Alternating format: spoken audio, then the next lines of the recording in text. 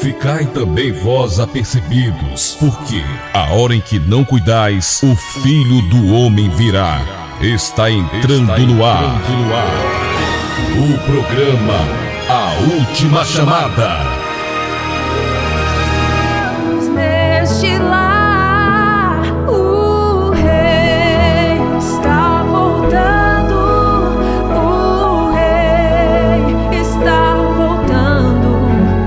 A trombeta está soando. O meu nome a chamar. O rei está voltando. O rei está voltando. Aleluia, ele vem me buscar.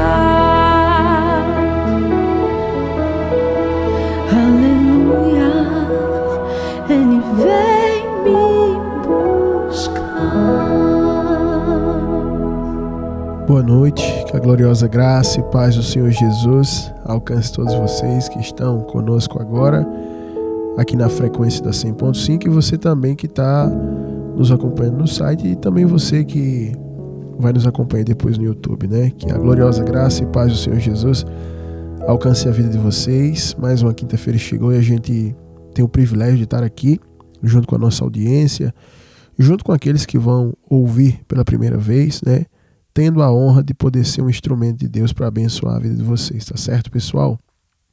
Eu quero convocar todos para a gente já iniciar orando, para a gente poder aproveitar bem aqui o nosso tempo, tá? E vocês perdoam a minha voz, estou bem alérgico com esses dias trabalhando no ar-condicionado, esse tempo assim chuvoso, mas a gente vem aqui e Deus vai nos dar graça e a gente vai conduzir o programa até o final, tá bom? O programa hoje vai ser bem especial, tem uma ministração antiga que eu fiz e eu vou colocar aqui a pedido de uma irmã, né? Que ela fez, e eu estive ouvindo essa ministração e ela é bem pertinente para o tempo que nós temos vivido, para as coisas que temos vivido, e eu vou colocar aqui para vocês, tá certo? Mas vamos seguir aqui o curso normal. Estou aqui com a missionária Dalit, a gente vai estar aqui respondendo também o quadro Socorro Vem do Alto, tá certo?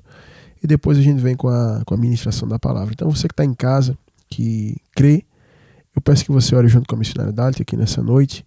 Estaremos aqui consagrando a programação, apresentando aqui os ofertantes, né, que são membros dessa programação, que ofertam, e por meio deles a programação está no ar. E também nós estaremos apresentando nossa audiência, nossos ouvintes, e consagrando tudo que nós vamos fazer aqui, para que o Espírito Santo possa ter misericórdia de nós, nos dirigir para um bom caminho e de maneira que a gente encontre bom termo, tá certo? Então, vamos seguir dessa maneira. Você que está em casa aí, que pode orar, que pode se ajoelhar, enfim. Eu prefiro sempre orar de joelho, mas você que não pode, concorde com a oração. O importante é que a sua fé ela se manifeste onde você estiver. Na guarita de um prédio, você que é vigilante, no hospital, você que é enfermeiro, você que é paciente, você que é policial militar, gari, enfim, não importa quem você seja, se a tua fé estiver ligada com a nossa, a missionária vai estar concordando com a bênção de Deus na tua vida, com a cura, com a provisão, com a porta aberta, tá certo? Com a transformação do teu lar, da tua esposa, do teu marido, dos teus filhos. Deus vai operar. A Bíblia diz: se dois ou mais concordarem acerca de algo, assim o Pai concede, tá certo? Então, ore com ela nesse momento, que as mãos do Senhor estarão estendidas sobre nós.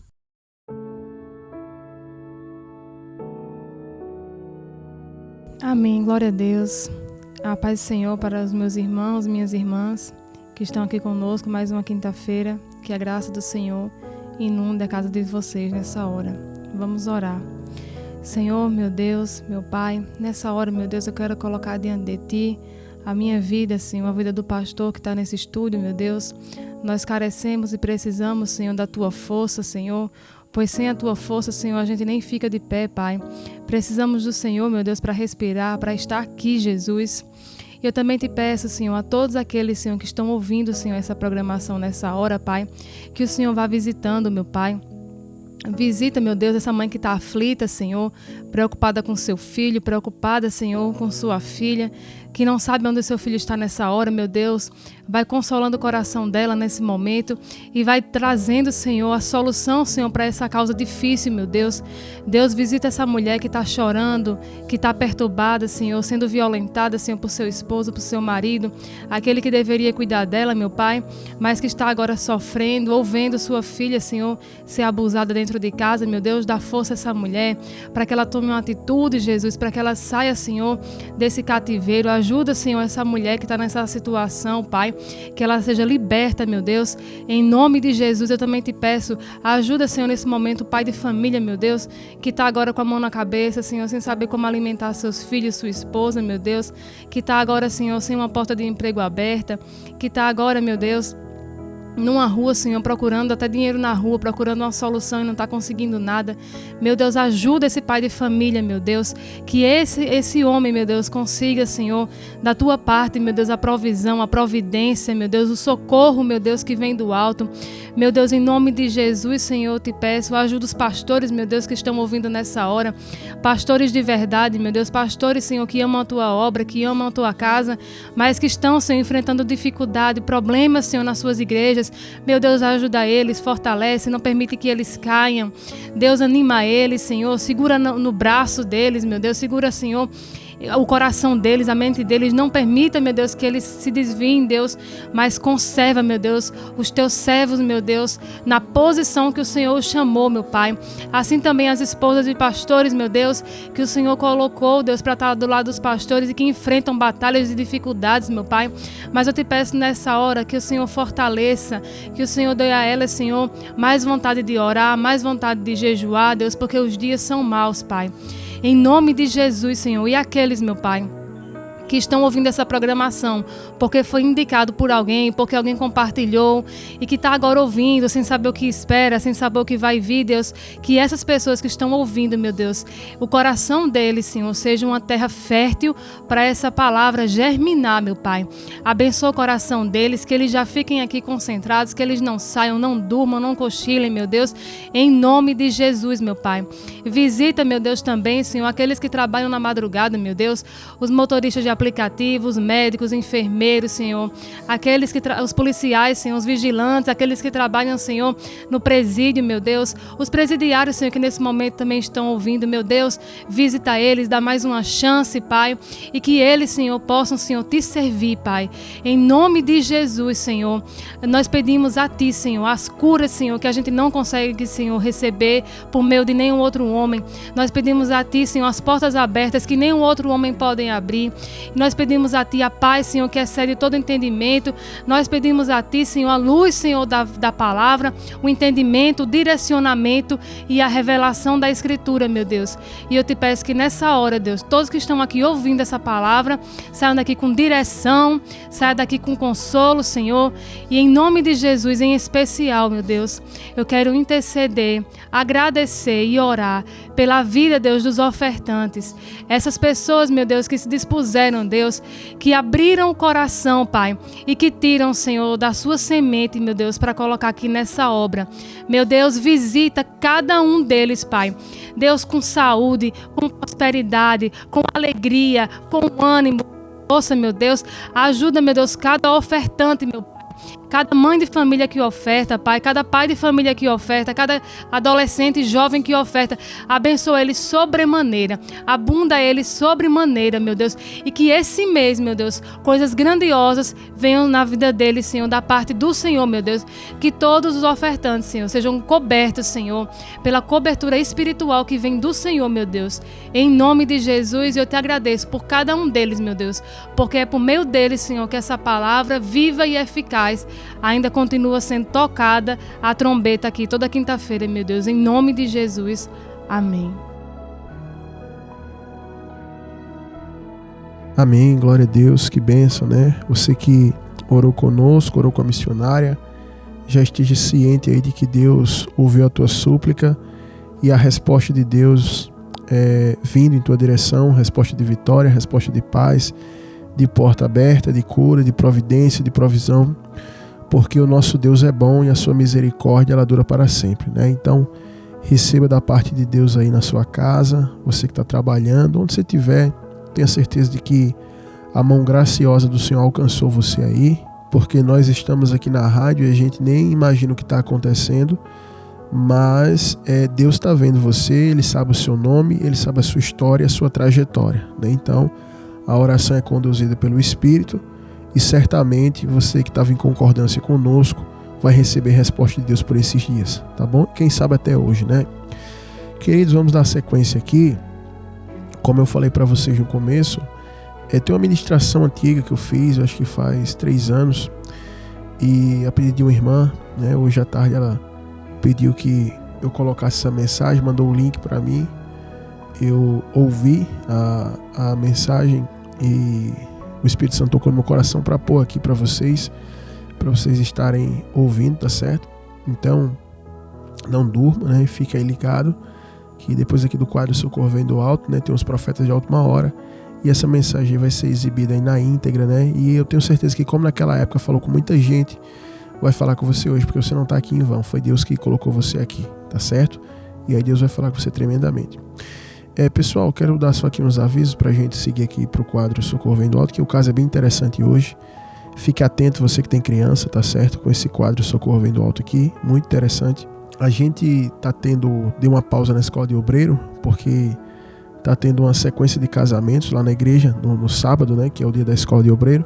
Então, para quem está perguntando sobre a escola de obreiro, que acontece no sábado, a escola de obreiro é aberta para pessoas de todas as denominações, e é um ensino prático e aplicável da palavra de Deus, né? Sem muita enrolação, sem muita teologia, né? Lógico que não fugindo das escrituras, mas um ensino prático e aplicável, como a gente ministra aqui na rádio. Muitas pessoas têm tido acesso a oráculos de Deus revelados aqui através da palavra e se interessam. Então, os que perguntam, a escola de obreiro está dando uma pausa para esses casamentos e também para o batismo que nós vamos ter.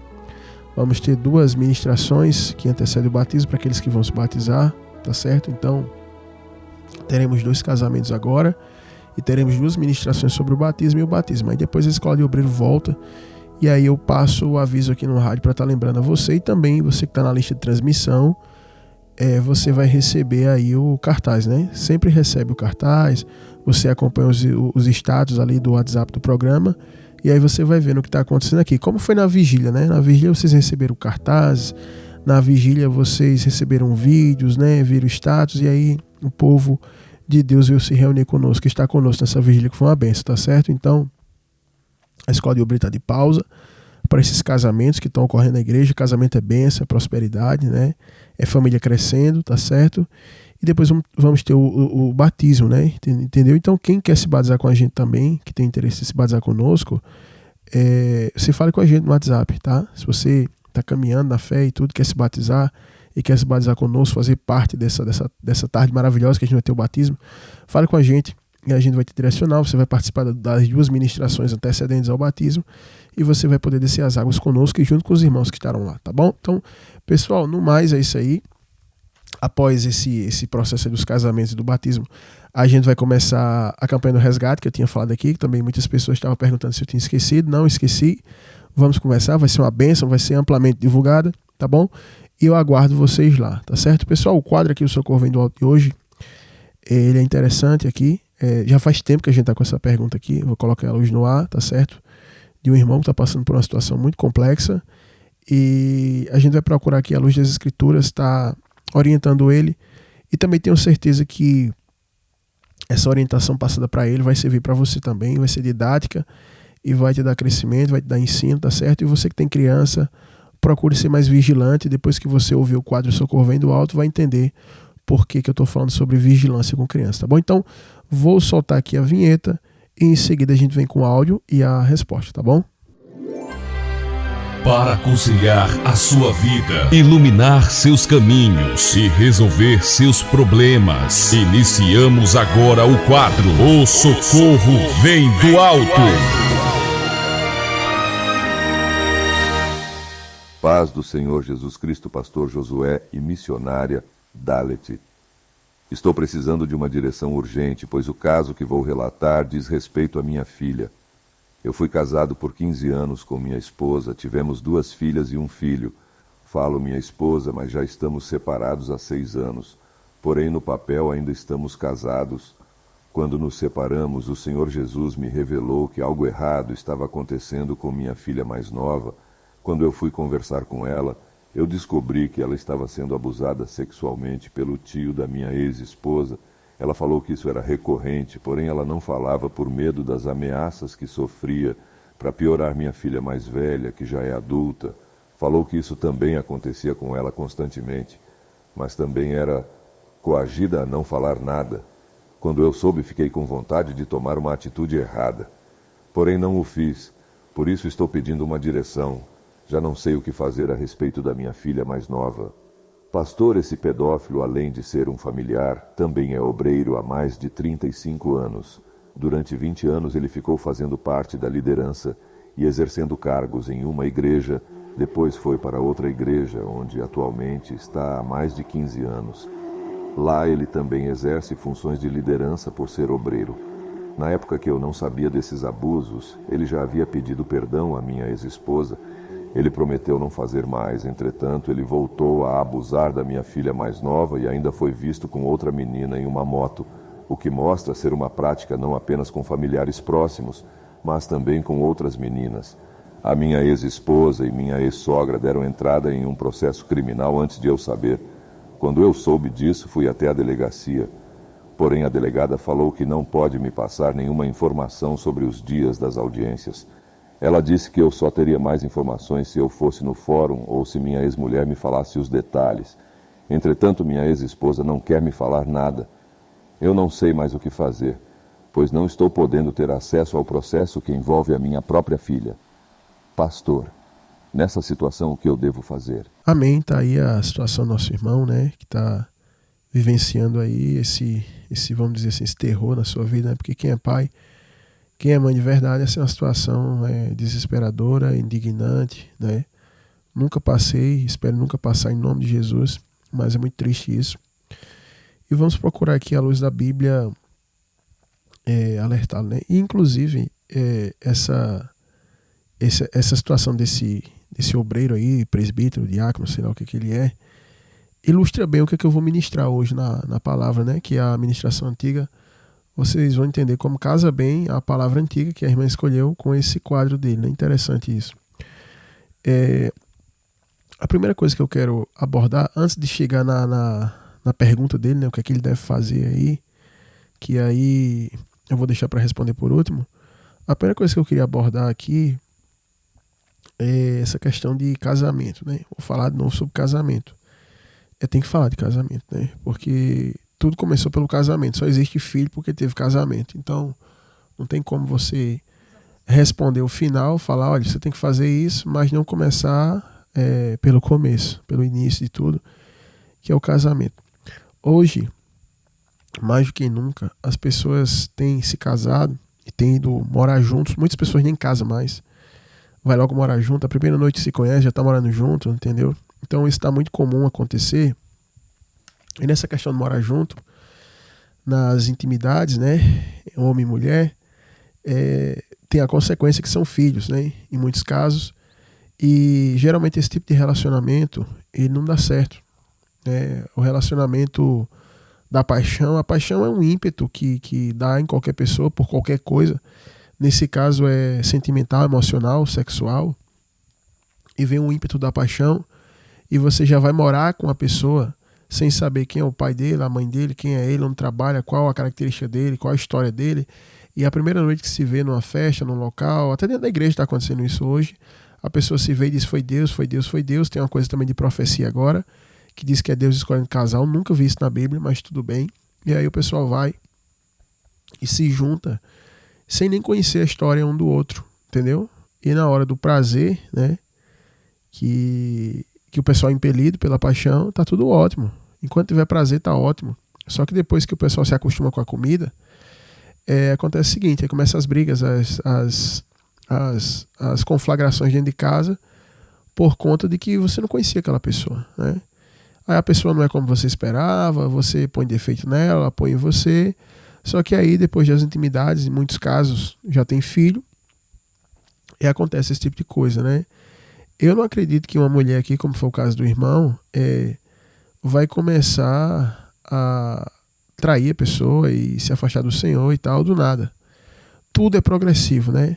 Então penso eu que o homem, que a mulher que pende para o lado do adultério, ele não cai do dia para a noite. Tem toda uma sequência e é uma falha muito grande no caráter, tanto do homem quanto da mulher, quando você faz um voto de fidelidade com a pessoa e você caminha para o adultério, né? Então, depois que caminha para o adultério, a situação fica muito complicada, porque é raro o caso de pessoas que adulteram, que confessam, assumem, falam que querem deixar. Eu falo isso porque eu estou na igreja há muito tempo. E todos os casos de adultério que tiveram, de pessoas que vieram aqui pedir socorro, né? Não dentro da igreja, porque até onde eu sei nunca teve aqui na igreja, mas de pessoas que vieram de outros ministérios, o que acontece é o seguinte: as pessoas elas vêm, no caso, ou o marido ou a mulher, tanto faz, descobriu que o seu cônjuge está traindo. Só que o cônjuge não admite que está traindo, entendeu? A maioria dos casos é assim. Então é raro o caso que alguém vai chegar assim: olha, eu caí, eu preciso de ajuda, por favor, e tal. Muito raro isso. A pessoa é descoberta, mensagens são vistas, fotos, vídeos, a pessoa, contudo, consegue dizer que não fez aquilo. Então, quando entra nesse ponto aí da traição, aí começa a desintegração desse lar que foi construído totalmente fora dos padrões de Deus, né? E aí, quem vai sofrer? Agora eu vou para a parte dos filhos, são os filhos. Entendeu? O sofrimento recai para os filhos, né? Tipo assim, a mulher diz assim, a mulher fala, que eu já ouvi várias vezes: eu tenho o direito de reconstruir minha vida, ela diz, né? Aí o homem: eu preciso ser feliz, com aquela mulher não estava sendo, eu vou reconstruir uma família, eu vou construir uma família, uma nova família. E eu pergunto: e os filhos? Qual o direito que eles têm? Entendeu? Então é muito egoísmo, entendeu? São pessoas que já iniciaram a relação, como eu falei lá no começo da paixão de morar, no ímpeto. Foram pessoas que tiveram uma péssima criação, foram pessoas mimadas, foram pessoas mal criadas pelos pais, porque somente uma mulher mal criada e mimada, ou um homem mal criado e mimado, que vai ver a pessoa, o cônjuge ali, o futuro cônjuge, como um pedaço de carne, de picanha, e vai lá impelido por um desejo e se junta com essa pessoa e vai morar. Só uma pessoa assim, entendeu? Nem quando eu era do mundo, que eu era cheio de demônio, eu não tive a ideia de namorar com nenhuma moça, não namorei com ninguém. Quando eu fui namorar com uma moça, eu estava perto de me converter já e tinha uma ideia fixa de casar com ela, de honrar ela. E eu procurei fazer isso, né? E infelizmente acabou ali, de uma forma que ela não quis vir servir a Deus comigo, né? Ela não queria caminhar no mesmo caminho que eu estava caminhando e decidiu ficar na vida que a gente já vivia, que a gente já era do mundo. Então eu vim servir a Deus e tive que caminhar sozinho, e felizmente Deus me deu uma esposa temente a Ele, que hoje está comigo aqui. Então eu fico vendo hoje a facilidade com que as pessoas estão dentro da igreja se divorciando, se casando de novo. Tem um varão que eu preguei para ele, se converteu há muitos anos, acho que no ano 2007, e de lá para cá ele já caiu diversas vezes na fé. Todas as vezes foi por causa de relacionamento. Ultimamente, há uns anos atrás, ele estava aparentemente firme, já tinha casado novamente. Eu não fiz o casamento, mas um pastor fez, porque eu não faço esse tipo de casamento. E aí ele fez, e ele já se separou novamente. E se ele voltar para a igreja, ele vai casar com outra pessoa, e assim a igreja vai aceitando. Por que a igreja está aceitando isso? Porque lá no altar, os pastores também, os líderes já estão vivendo isso. Então, o valor que é dado para um casamento hoje na igreja, nada, não vale nada. A frequência com que as pessoas se separam e se divorciam também não vale nada. Então, pai e mãe não estão nem ligando para filho. Não estou falando que é o caso do varão aqui, não conheço a vida dele, mas eu estou falando de uma forma aqui genérica, que vai englobar quem está vivendo nisso, né? E as pessoas estão vendo dessa maneira, e os frutos que dão são esses aí. É filho jogado na casa da mãe, aí ela arranja o marido vai, em vez de botar o olho na mulher, botar o olho na filha. Aí pronto, vai lá. Às vezes tem um tio, tem um primo, tem uma pessoa, entendeu? Eu fico vendo pais que se juntaram, né? E sempre viveram às custas da mãe, da sogra, e aquele povo assim que fica escorado em sogra e mãe, e aí no pretexto de trabalhar joga filho na casa dos outros. Aí sempre tem um priminho ali, tem uma pessoa ali que abusa, principalmente quem tem menina, que tem que ter cuidado, entendeu? Então já vi vários casos de abuso que o pessoal vem pedir socorro, vários casos dessa forma aí, entendeu? E tudo isso se dá para um casamento mal feito. Porque quando o marido e a mulher, eles se juntam, se casam, dentro do padrão que Deus estabelece, e vivendo o que Deus tem para eles, eu não acredito que o casamento deles vai se desintegrar. Pode passar por muito conflito, muita luta, muita batalha, mas eu acredito que sempre, no fim das coisas, eles vão olhar para Jesus, vão entender o que Jesus quer, vão submeter a Jesus, porque os dois são crentes. Apesar das diferenças psíquicas e de criação, socioeconômicas, culturais, mas eles, os dois, porque são crentes, vão se submeter a Jesus e vão aceitar o senhorio de Jesus sobre aquele lá e não será desintegrado. Assim tem sido comigo.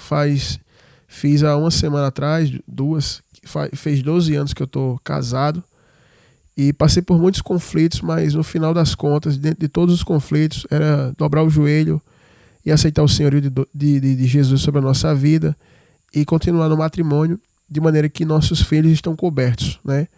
Por mais que uma pessoa se separe e ela venha encontrar uma pessoa legal no futuro que seja crente, aquela pessoa não vai substituir o pai, não vai substituir a mãe, entendeu?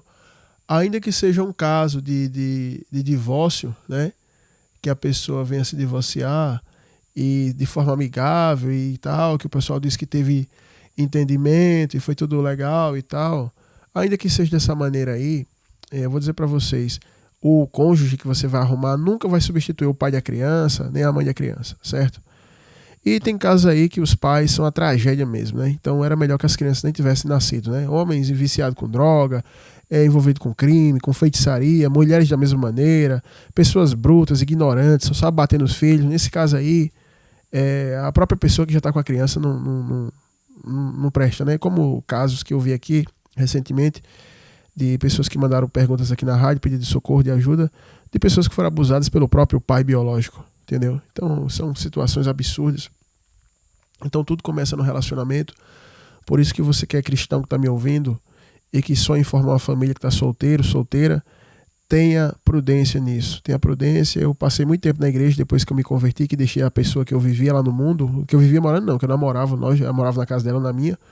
E depois que eu deixei, eu passei muito tempo solteiro e aparecia jovens dizendo que era pra gente orar e eu nunca quis. E eu sabia que no momento certo Deus ia sinalizar. E o momento certo para mim era quando eu tivesse cheio do Espírito Santo, firmado na palavra, desenvolvendo um ministério na obra e convicto de que eu ia me casar. Então tinha essas 4 coisas aí que eu esperei atingir. E quando eu atingi, que eu conheci a missionariedade que está aqui comigo, eu já fazia a obra, eu gozava da confiança do meu pastor, é tanto que eu tinha uma chave da igreja, ele deixava comigo a chave da igreja, né? Então meu pastor tinha confiança em mim, os irmãos tinham confiança, eu era um ministro dentro da igreja, não era pastor, mas era ministro, e era cheio da graça de Deus, né? Foi assim que a missionária me conheceu. Então ela não esfriou o meu namoro, porque eu não ficava pensando em namorar direto, pelo contrário, eu energizei, trouxe graça de Deus para a vida dela, né? Ao ponto dela querer fazer a obra junto comigo também, né? Que já era uma serva de Deus também que fazia a obra. Então, o primeiro ponto que eu abordo aí é casamento, entendeu? Tudo que está acontecendo aí é só fruto, é só resquício de um casamento que não tem Jesus como base, só isso. E inclusive, pode até dizer assim, mas a gente casou na igreja, não importa. A pregação de hoje eu vou falar sobre isso. Tem ministérios hoje e certos tipos de pregação que é melhor você estar no mundo. De tanta baboseira que é falada, de tanto ensino que é dado, e as pessoas casam sem ter nenhuma estrutura, nenhum conhecimento do que Deus quer. Tanto que o pessoal lá na igreja chega, pastor, eu quero casar. Eu fiz, calma aí. Deixa eu falar um pouco do que é casamento. Aí o pessoal vai pôr um pé no freio, porque entende a seriedade do que é fazer um voto matrimonial no altar, com a igreja por testemunha e Deus como juiz. Então as pessoas precisam ter essa compreensão do que é casamento, né? Tudo que vai acontecer com os filhos futuramente, de bom, de ruim, geralmente advém de um casamento ou estruturado ou desestruturado. E hoje, vocês vão convir comigo que a gente tem mais casamentos desestruturados na igreja. São pessoas que estão velhas, na casa dos 30, né? O pessoal está casando até mais tarde hoje. Estão velhas, na casa dos 30, e são pessoas crentes, que não tem equilíbrio emocional, não tem conhecimento bíblico, não tem estrutura espiritual e casa. E quando casa que tem os filhos, é totalmente dependente dos avós. Fica na casa da sogra, na casa da mãe. Na casa da sogra, na casa da mãe. Isso denota deficiência emocional, espiritual, entendeu? São pessoas que não têm maturidade, mas querem formar família, porque na internet o povo está postando foto da família. Então, geralmente vai acontecer isso. Não estou falando aqui que é o caso do irmão, porque também a única coisa que foi relatada aqui é que a esposa, depois do trabalho, ela mudou o comportamento e está acontecendo tudo isso na vida dele, que é terrível estar passando por isso. Então, o ponto de partida de tudo isso é relacionamento. É como o pastor falou aqui, aquilo que é mais importante e mais duradouro na vida das pessoas, as pessoas não analisam antes de iniciar, né? E esses dias, esses meses, na verdade, eu tenho conversado com muitas pessoas, com muitas mulheres, e em todas elas eu posso fazer um resumo de que quando elas chegam em uma situação que elas não sabem, agora eu não sei mais o que fazer, em todas elas eu cheguei a uma conclusão. Elas não tiveram entendimento, direção, elas não tiveram um suporte emocional, elas não tiveram um suporte mental, e nem paterno e nem espiritual. Então, a carência de um pai na vida de uma pessoa, a carência de um pastor, a carência de tudo isso. Agora, quando eu falo pai, é um pai de verdade. A carência de um pai faz com que a mulher, quando ela se torna mulher, ou até quando ela ainda é adolescente, ela passe a tomar decisões precipitadas, decisões erradas. Eu conversei com uma mulher que ela disse que na sua adolescência ela viveu tantos conflitos familiares que ela tinha uma ideia de que a solução seria ela se casar para poder viver outra vida. E ela disse assim, eu não deveria ter feito aquilo na minha vida, eu deveria ter pensado o seguinte, se tá ruim o meu conflito familiar, eu vou começar a trabalhar, morar sozinha e servir a Deus. Mas ela pensou, não, eu vou me casar. E quantas pessoas não fazem isso, né? Na sua adolescência, eu vou fugir desse conflito e eu vou logo me casar, eu vou fugir desse conflito e eu vou logo engravidar, eu vou fugir dessa agonia aqui e eu vou fazer uma coisa que é perpétua, né? Assim, lógico que a morte é que separa, mas enquanto a gente estiver aqui na Terra, a gente vai viver aliançado, a gente vai viver ali amarrado para sempre. Então, é uma coisa que é uma decisão que é tomada, como o pastor falou aqui, no ímpeto, numa coisa que você não pensou, numa coisa que você fez errado. Só que aí vem a questão das crianças. As crianças nascem, mas elas não pediram para nascer. E aí eu já ouvi também uma mulher que disse o seguinte, eu vou viver minha vida assim para que quando eu fique velha eu não fique amargurada e reclamando, igual a senhora mãe que reclama porque não curtiu a sua vida. Então eu vou curtir a minha vida enquanto é tempo. Só que a criança? Então ela não vai ter condições de ter uma infância boa, não vai ter uma adolescência boa, e aí quando ela crescer, quem vai ser ela, né? Então isso é muito uma questão de egoísmo, porque tem até... Ele diz assim, não, mas eu não era crente, eu estava desviado, mas eu conheci uma mulher ímpia, que ela tinha 3 filhos, e ela separou do marido, e ela era ímpia, e ela falou o seguinte, eu posso até namorar fora de casa, mas eu nunca vou me juntar com outro homem para morar dentro da casa, da minha casa, porque eu tenho filhos e filhas, e isso não seria certo, isso seria desonrar as minhas filhas, porque ela estaria convivendo com um homem que não é o pai delas. Então, essa questão de dizer, não, é porque eu estava desviada, é porque eu não era crente e tomei essa decisão, eu acho que isso parte muito mais de uma consciência, porque tem ímpios que não submetem os filhos a viver numa situação tão vergonhosa como essa, uma situação que a criança, ela se sente até culpada. A gente aqui na igreja já conversou com várias pessoas que passaram por abuso, que passaram por esse tipo de situação, e elas dizem o seguinte, eu tinha vergonha, eu me sentia culpada, e eu tinha medo de falar para minha mãe, e ela dizer o seguinte, foi você quem errou, foi você que provocou isso. Então, já não basta o cativeiro emocional, o cativeiro sexual, o cativeiro espiritual, e agora vem a culpa, a acusação e o aprisionamento, como se a pessoa fosse culpada por um trauma tão terrível que ela está vivendo, né? Então, como o pastor falou, é uma coisa que a criança ela não escolhe, ela está vivendo aquilo ali, mas os pais, eles agora estão procurando saber o seguinte, agora, como é que eu vou viver a minha juventude, como é que eu vou viver a minha vida, como é que eu vou não perder a minha história, a minha vida, a minha juventude, porque um dia eu vou ficar velho, né?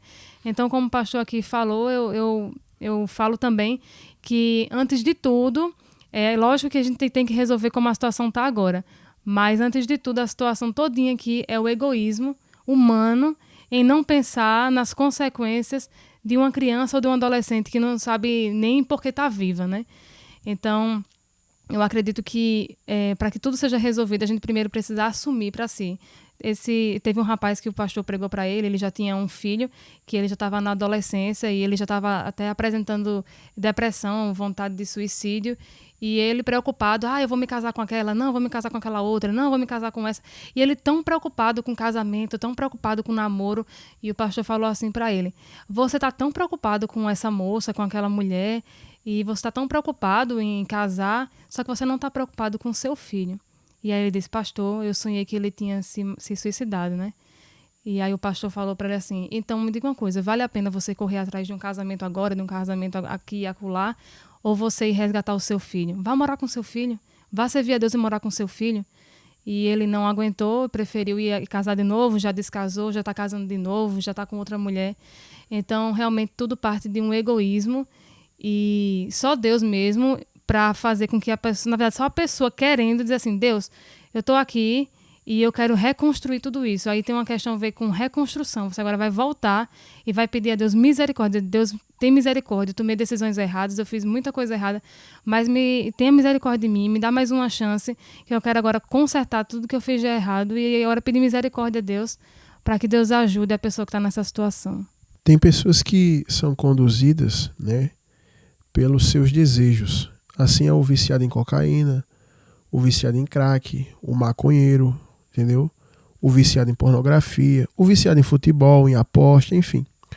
Então toda pessoa que ela é controlada por impulso e por desejo, em busca de prazeres, ela vai para o precipício, e todos que estiverem sob a dependência ou a sombra dessa pessoa vai para esse precipício. Então o que essa menina está passando, essa jovem, é a consequência de um lar desestruturado, de uma mãe que pendeu para isso, mas também não vou jogar todo encargo na mãe. Perdoe meu irmão que enviou a pergunta, mas cada um, quando conta a história, só conta a sua versão, né? Entendeu? Então cada um só conta a sua versão. Então eu acredito que uma mulher, ela não trai o homem sozinho, né? Assim como o homem não trai.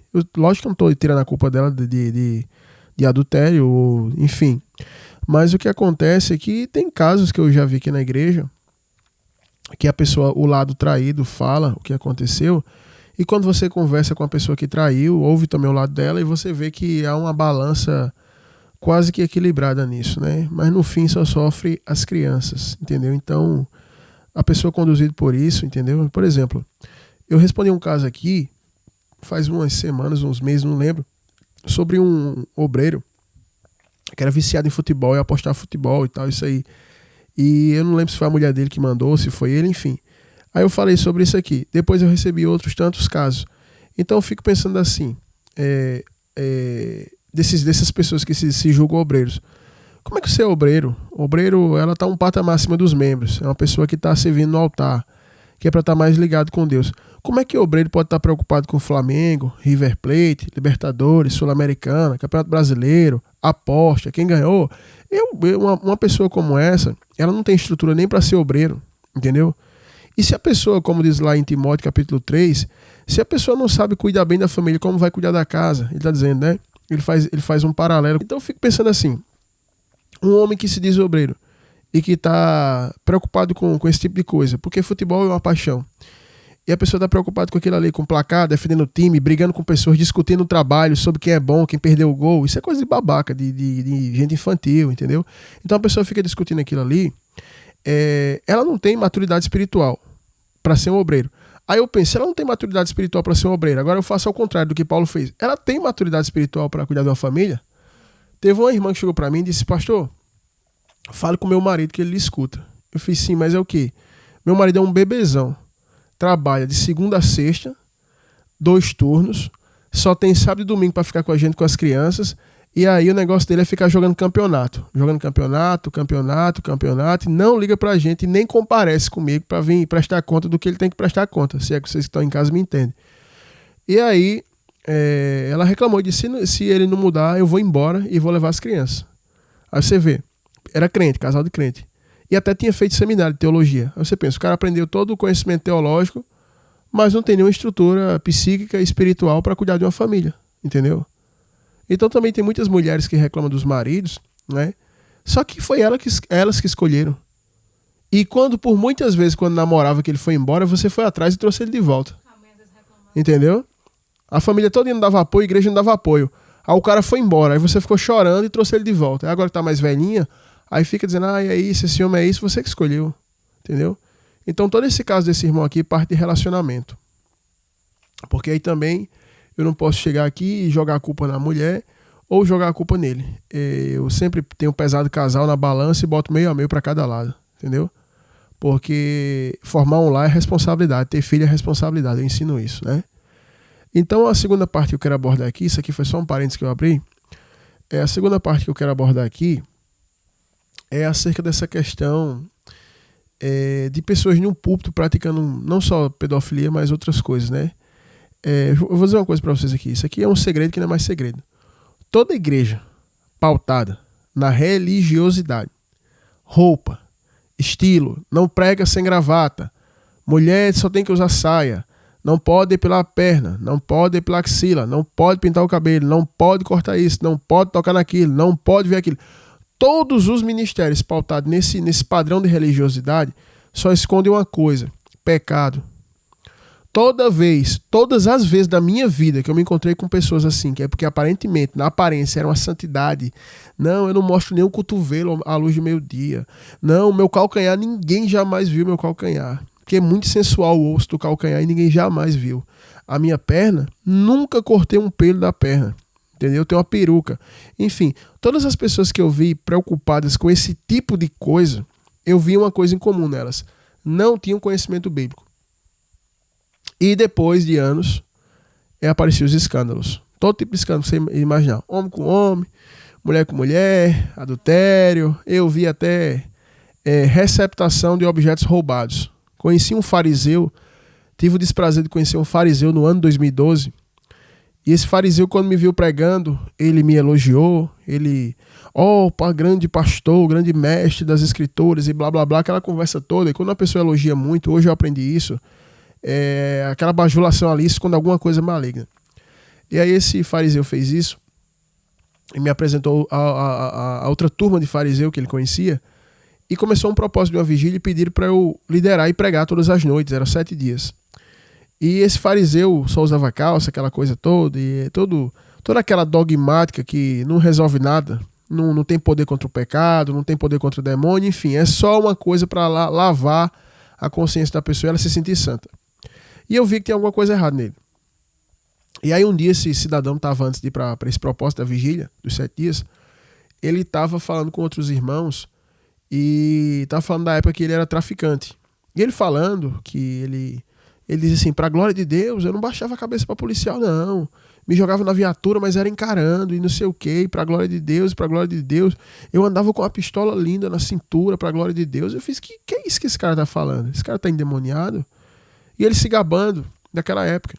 E aí quando eu fui ministrar, eu ministrei sobre o testemunho de Paulo. Que Paulo não testemunhou lá em Coríntios como é que ele era, mas ele testemunhou o que ele passou por Jesus. E falei que o verdadeiro testemunho não é o que você fez no mundo, porque nós fizemos muitas coisas terríveis no mundo, mas o verdadeiro testemunho é o que você viveu com Cristo, né? Eu falei isso.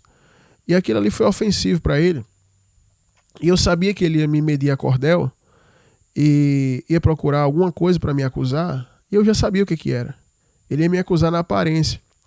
E aí um dia eu estava com uma ferida na perna e não podia usar a calça jeans, porque senão ia colar em cima e ia machucar ainda mais. Então eu fui para a vigília ministrar de bermuda, não tem problema nenhum nisso. Eu fui ministrar. A vigília era ao ar livre e as pessoas ali iam com a roupa de casa, enfim. E só tinha homem e outra coisa também, né? As pessoas sabiam que eu estava com aquele ferimento e seria burrice eu deixar de ministrar a palavra que ia transformar a vida das pessoas por conta de mais 2 palmos de roupa na calça, na vestimenta, né? Enfim, eu fui. Após isso, esse homem passou a me caluniar e falar que eu fui ministrar de bermuda, que aquilo era uma blasfêmia e que as pessoas não deveriam mais ouvir. E esse homem passou a me caluniar em todos os locais. E aí muitas pessoas que não tinham conhecimento da Bíblia pararam de me ouvir por conta desse homem, né? Aí o que eu acho interessante, depois esse homem aparece na televisão sendo preso, depois de uns 3 anos, após isso, 3, 4 anos, ele aparece sendo preso, e todas aquelas pessoas que apoiaram ele naquele sinédrio que eles fizeram para me massacrar porque faltava 2 palmos de pano na bermuda, para completar uma calça, todos eles estavam desviados. E aí eu passei na rua, estavam todos juntos, desviados. Eu passei, olhei para ele baixou a cabeça, olhei para os outros que estavam lá, ninguém falou comigo e se fez que não me conhecia. E eu continuei no caminho como eu tô até agora, né? E como estarei até o dia que Jesus vai voltar e me buscar. E aí eu fiquei pensando, olha só o que a vestimenta desse pessoal escondia. Roubo, tráfico, prostituição, pornografia, bebida, tudo isso sendo executado dentro da igreja. E as pessoas tentando vencer o pecado por meio de vestimenta, de regras. Então, pessoal, esse caso desse homem aqui, o primeiro conselho que eu dou para você tem que ir lá na igreja e denunciar ele, na igreja que ele faz parte. Porque o que ele está fazendo não é só pecado na esfera espiritual, isso é criminal. Pedofilia é crime. Então, a primeira coisa que você tem que fazer é denunciar na instituição que ele é presbítero, é diácono. Tem que denunciar ele lá, tem que ir lá na instituição, falar com o pastor presidente, seja quem for, e apresentar o que está acontecendo, e apresentar as provas e falar que ele fez isso. E depois, você como pai tem direito a ver o processo. Entendeu? Depois, você como pai, vai na defensoria pública, se não tiver dinheiro para contratar um advogado, e peça para ver o processo, porque você é pai dela. Se você registrou a menina, você tem direito de saber como é que está andando o processo, né? A mãe processou e o pai não pode saber, entendeu? Então, tem alguma coisa estranha nesse relacionamento, porque como é que a mulher, ela tipo deixa o marido, fez todo esse mal, e aí no final a filha passa por isso, ela não comunica o pai, não deixa nem o pai saber o andamento do processo, sabe? Tá parecendo com um pai que eu vi aqui na igreja, que ele reclamou que a mulher não confia nele, a sogra não confia nele, ninguém confia nele, todo mundo vê ele como uma criança. Eu fiz, é porque falta posicionamento da sua parte de homem. Então, você tem que fazer isso. Procure exercer sua função de homem. Tem que exercer a função de homem. Chegar lá, ir na igreja, denunciar ele, tomar uma postura de homem para defender sua filha. Então, o que falta é assumir esse papel. Como é que pode? Tipo, a filha foi abusada pelo tio, né? Se é assim mesmo que eu entendi. A filha é abusada pelo tio dela, o irmão da mulher que está separada, que foi embora. Ela é abusada pelo tio. Aí o pai não pode fazer nada, não pode saber de nada. Então tem que ser mantido em oculto. Que tipo de homem é esse? Que tipo de homem é esse? Sabe, então, varão, você precisa ter uma postura diferenciada, sabe? Porque a gente não pode cobrar das pessoas respeito, não pode cobrar das pessoas aquilo que a gente não exerce. Por quê? Como é que eu vou cobrar que ela venha me falar algo que as pessoas venham me respeitar se eu não estou exercendo aquilo? A pessoa exerce quando vai atrás, quando corre atrás, quando resolve, entendeu? Então, tem muita coisa aí, e eu volto lá pro ponto que eu falei, da desestrutura. Eu tenho certeza que se um dia eu tivesse divorciado da minha esposa e acontecesse isso com a filha minha, a primeira coisa que ela faria, ela era ligar para mim. Tenho certeza que a primeira pessoa do mundo que ela ia procurar era falar comigo. E aí eu ia resolver. Não ia resolver com violência, não ia resolver com nada. Ia resolver nos trâmites espirituais e na lei da terra também, né? Porque isso também abrange a esfera criminal. Eu ia no ministério que ele faz parte, chegava lá, denunciava ele. Se o pastor presidente não quisesse ouvir, eu fazia uma matéria no jornal, eu ia, enfim, ou no jornal, fazia alguma coisa para que a igreja soubesse que aquela pessoa está ali. Por quê? Outras crianças estão correndo risco ali dentro. Você já pensou que acontece muito? O casal fulano de tal vai liderar a salinha dos jovens, ou das crianças e tal, e bota um pedófilo desse lá dentro. E aí? Então tem muita instituição, tá? Tem muito pastor presidente que encobre isso. E principalmente quando é família, a missionária está falando aqui. Tem muito pastor presidente que encobre isso aí. Olha, o membro aí fez isso. Então você tem que falar, tem que expor, entendeu? Não adianta guardar, porque todo mundo quer defender a igreja, quer defender o obreiro e a criança. Quem é que defende a criança? Ninguém defende a criança, né? Então você precisa tomar uma postura, varão. Você tem que ter a postura de homem de Deus. A sua postura de ficar esperando e tal. Não, você tem que resolver isso aí. É sua filha. E se for o caso, abrir até outro processo contra ele. Sua mulher abriu quer que você não tenha acesso, pronto, você abre o seu processo independente. E vai lá na igreja. Ele tem que ser expulso da igreja. Ele tem que ser expulso da igreja. Se isso fosse lá na igreja, eu ia dizer, varão, como é que você quer aqui resolver a situação? Você está arrependido? Você quer uma mudança? Você quer o quê? Porque se você falar para mim que está arrependido, estiver mentindo, eu já vou saber. E eu já estou com o celular aqui na mão. A polícia vai vir lhe buscar aqui rapidinho. Entendeu? Você não vai fugir daqui. Então, a pessoa tem que ter temor. Mas hoje na igreja, se rouba, a pessoa continua no altar. Transgride, a pessoa continua no altar. Pecados sexuais, continua no altar. Pedofilia, a pessoa continua no altar. Entendeu? E aí eu fico pensando, como é que um pai pode ficar alheio a um negócio desse? Eu acho que eu não dormia. Eu acho que eu não dormiria. Até resolver a situação. Entendeu? Então, é necessário postura da sua parte. Tem que ser resolvido isso. Porque tá assim, um absurdo que a igreja está fazendo hoje. É o pessoal pecando, todo mundo, vamos deixar Deus resolver. Vamos deixar Deus resolver. Deus quer que a gente fale. O que é que os profetas faziam? Os profetas expunham o pecado e aí Deus agia. A gente tem que fazer o quê? Ficar calado esperando Deus agir? É por isso que a igreja está desse jeito. Porque desde 20 anos, que assim que eu estou caminhando, a fé vai fazer 19 anos, que eu vejo escândalo dentro da igreja, escândalo, todo mundo passando a mão na cabeça de quem está cometendo escândalo, entendeu? Então você precisa tomar uma atitude aí, né?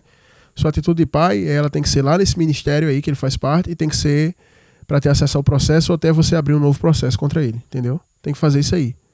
Porque eu não acredito que um pai vai ter medo da ex-mulher, né? Se eu abrir um processo, ela vai fazer barraco, problema dela. Entendeu? Mas é minha filha. Ela pode casar com o rei da Inglaterra, pode casar com o sheik de Dubai, mas essa filha continua sendo sua filha. E você precisa defender a sua filha. É verdade. E aqui no nosso telefone, aqui no WhatsApp, chega muita mensagem, muito vídeo. E chega muito vídeo de líderes, de pastores, de pregadores, de cantores, que eles ficam expondo, por exemplo, a marcha gay vai ter, isso é um absurdo. Olha o que a cantora tal fez. E eu fico olha o que a novela está fazendo. A novela está fazendo apologia à ideologia de gênero, lógico que vai fazer. E o que eu vejo é o seguinte, a igreja fica muito preocupada em julgar sobre as pessoas do mundo, sobre o pecado do mundo, mas não se preocupa com o pecado de dentro da igreja. Como Paulo falou, que a gente tem que julgar os de dentro.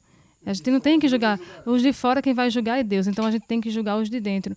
E realmente o pessoal fica preocupado. Não, aquela novela fez apologia a sacrifício humano. A novela fez apologia à ideologia de gênero. A gente, se o pessoal não mandasse as coisas pra gente não saberia nem qual era a novela que está passando, como a gente não sabe. A gente não sabe quem é o cantor que é famoso, a gente não sabe de nada, porque a gente não está ligado no mundo. Então, se essas pessoas estão chocadas, estão, assim, abismadas com o que está sendo feito no mundo, é porque estão ligados no mundo. A gente tem que se preocupar com o que está acontecendo dentro da igreja. São absurdos, são coisas chocantes, são escândalos dentro da igreja, mas as pessoas se fecham a boca nesse momento, porque tem que ter uma ética, tem que ter, não é porque é a família de fulano de tal, é porque é alguém que exerce uma liderança na igreja, então a gente tem que abafar o caso, né? Então, na verdade, a gente não deve abafar o caso da igreja. A gente deve se preocupar realmente em cuidar da igreja, limpar a igreja, e o pessoal do mundo aí, quem vai cuidar é Deus. Se não for tomada nenhuma medida da sua parte, que enviou a pergunta, acerca desse obreiro, desse presbítero, né, desse homem, ele vai continuar dentro da igreja fazendo isso contra as meninas, né, se não for tomada nenhuma posição. E se judicialmente você não pode ter acesso ao processo, abra outro processo, mas alguma coisa tem que ser feita, porque o que não pode é mais um caso como esse passar impune, né? Quem é que defende as crianças? Quem é que defende os adolescentes, né? Eu vejo cada um, como eu falei, buscando seus interesses, mas a criança e o adolescente está vulnerável porque a mãe escolheu um caminho, o pai escolheu outro, né?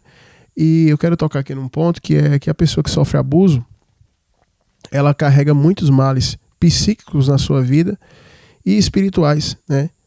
Enfim, então, se nada for feito acerca dessa jovem que passou por isso, do tratar espiritual, do tratar psíquico dela, ela vai se tornar uma pessoa que pode se envolver em várias práticas, desde a prostituição a outras práticas aí que acontece isso. Eu falo isso porque já atendemos algumas pessoas ao longo desse tempo na igreja, e muitas pessoas que tiveram uma vida sexual destruída, que viveram coisas terríveis, muitas dessas pessoas relataram para nós que sofreram abuso na infância e aquilo ficou guardado muito tempo na vida da pessoa, né? Então tem que haver um tratar. Eu pude acompanhar um caso de um pastor amigo que a filha dele contou para ele que tinha passado por isso durante a infância, mas ela já contou quando tinha 18 anos e ele ficou muito triste por aquilo, mas como ele investia tempo com a filha dele no ensino, no acompanhamento, ela disse: papai, eu passei por isso no começo me traumatizou muito, mas através da palavra, através da busca, através do que você me ensinou, eu superei isso, não tenho raiva dessa pessoa e tal, e ela é casada hoje, tem uma vida normal. Mas por quê? Porque houve um investimento por parte dos pais. Então muitos pais que se divorciam e só pensam no agora, né, nas suas vidas agora, na velhice vão enfrentar muitos problemas pelos traumas que os filhos sofreram, inclusive esse de abuso, entendeu? Eu acho que esse é um dos piores. Esse é um dos piores que alguém pode enfrentar na infância e na adolescência. Isso é terrível, é traumatizante. É traumatizante. Eu acompanhei uns jovens aqui da igreja, uns 6 eu acho, que tinham sido abusados por um professor de reforço. Todos eles estudaram no mesmo reforço e esse tal desse professor abusava deles. E aí, um dos jovens disse: pastor, eu estava esperando chegar o momento de eu ter coragem e para chegar numa favela, comprar uma arma e eu ia executar ele com vários tiros. Eu já estava planejando como é que ia ser, eu ia chegar lá e tal, armado, ia fazer isso, ia executar ele, mesmo que eu fosse preso depois. Mas eu ia fazer isso, porque eu tenho um ódio dele, né? Então, se o pastor ali não tivesse descoberto aquilo, para ministrar a ele, para ele perdoar, enfim, como é que seria a vida desse rapaz, né? Ele ia cometer esse assassinato, quem ia ver pela televisão não ia saber de nada, né? O que aconteceu, um jovem e tal, não, mas ali foi por causa de quê? De um abuso. Então, só quem passou é que sabe o que aquilo deixou, a marca que aquilo deixou na sua vida, e a gente tem que tomar atitude como pai, como mãe. Eu não posso explanar muito sobre o caso, aqui eu já falei muitas coisas que eu não sei se é o caso, porque falou aqui de maneira bem genérica, mas eu vejo que falta posicionamento seu como pai, porque é inadmissível que uma filha seja abusada e um pai sequer vá denunciar esse homem, sequer vá fazer uma denúncia ali na igreja, sequer possa acompanhar o processo. Isso é absurdo. Só um homem que não tem posicionamento é que as pessoas não levam ele a sério, entendeu? Então, estou sendo muito sincero com você. Para sua mulher fazer um negócio desse e não lhe dar acesso, é porque você não tem posicionamento.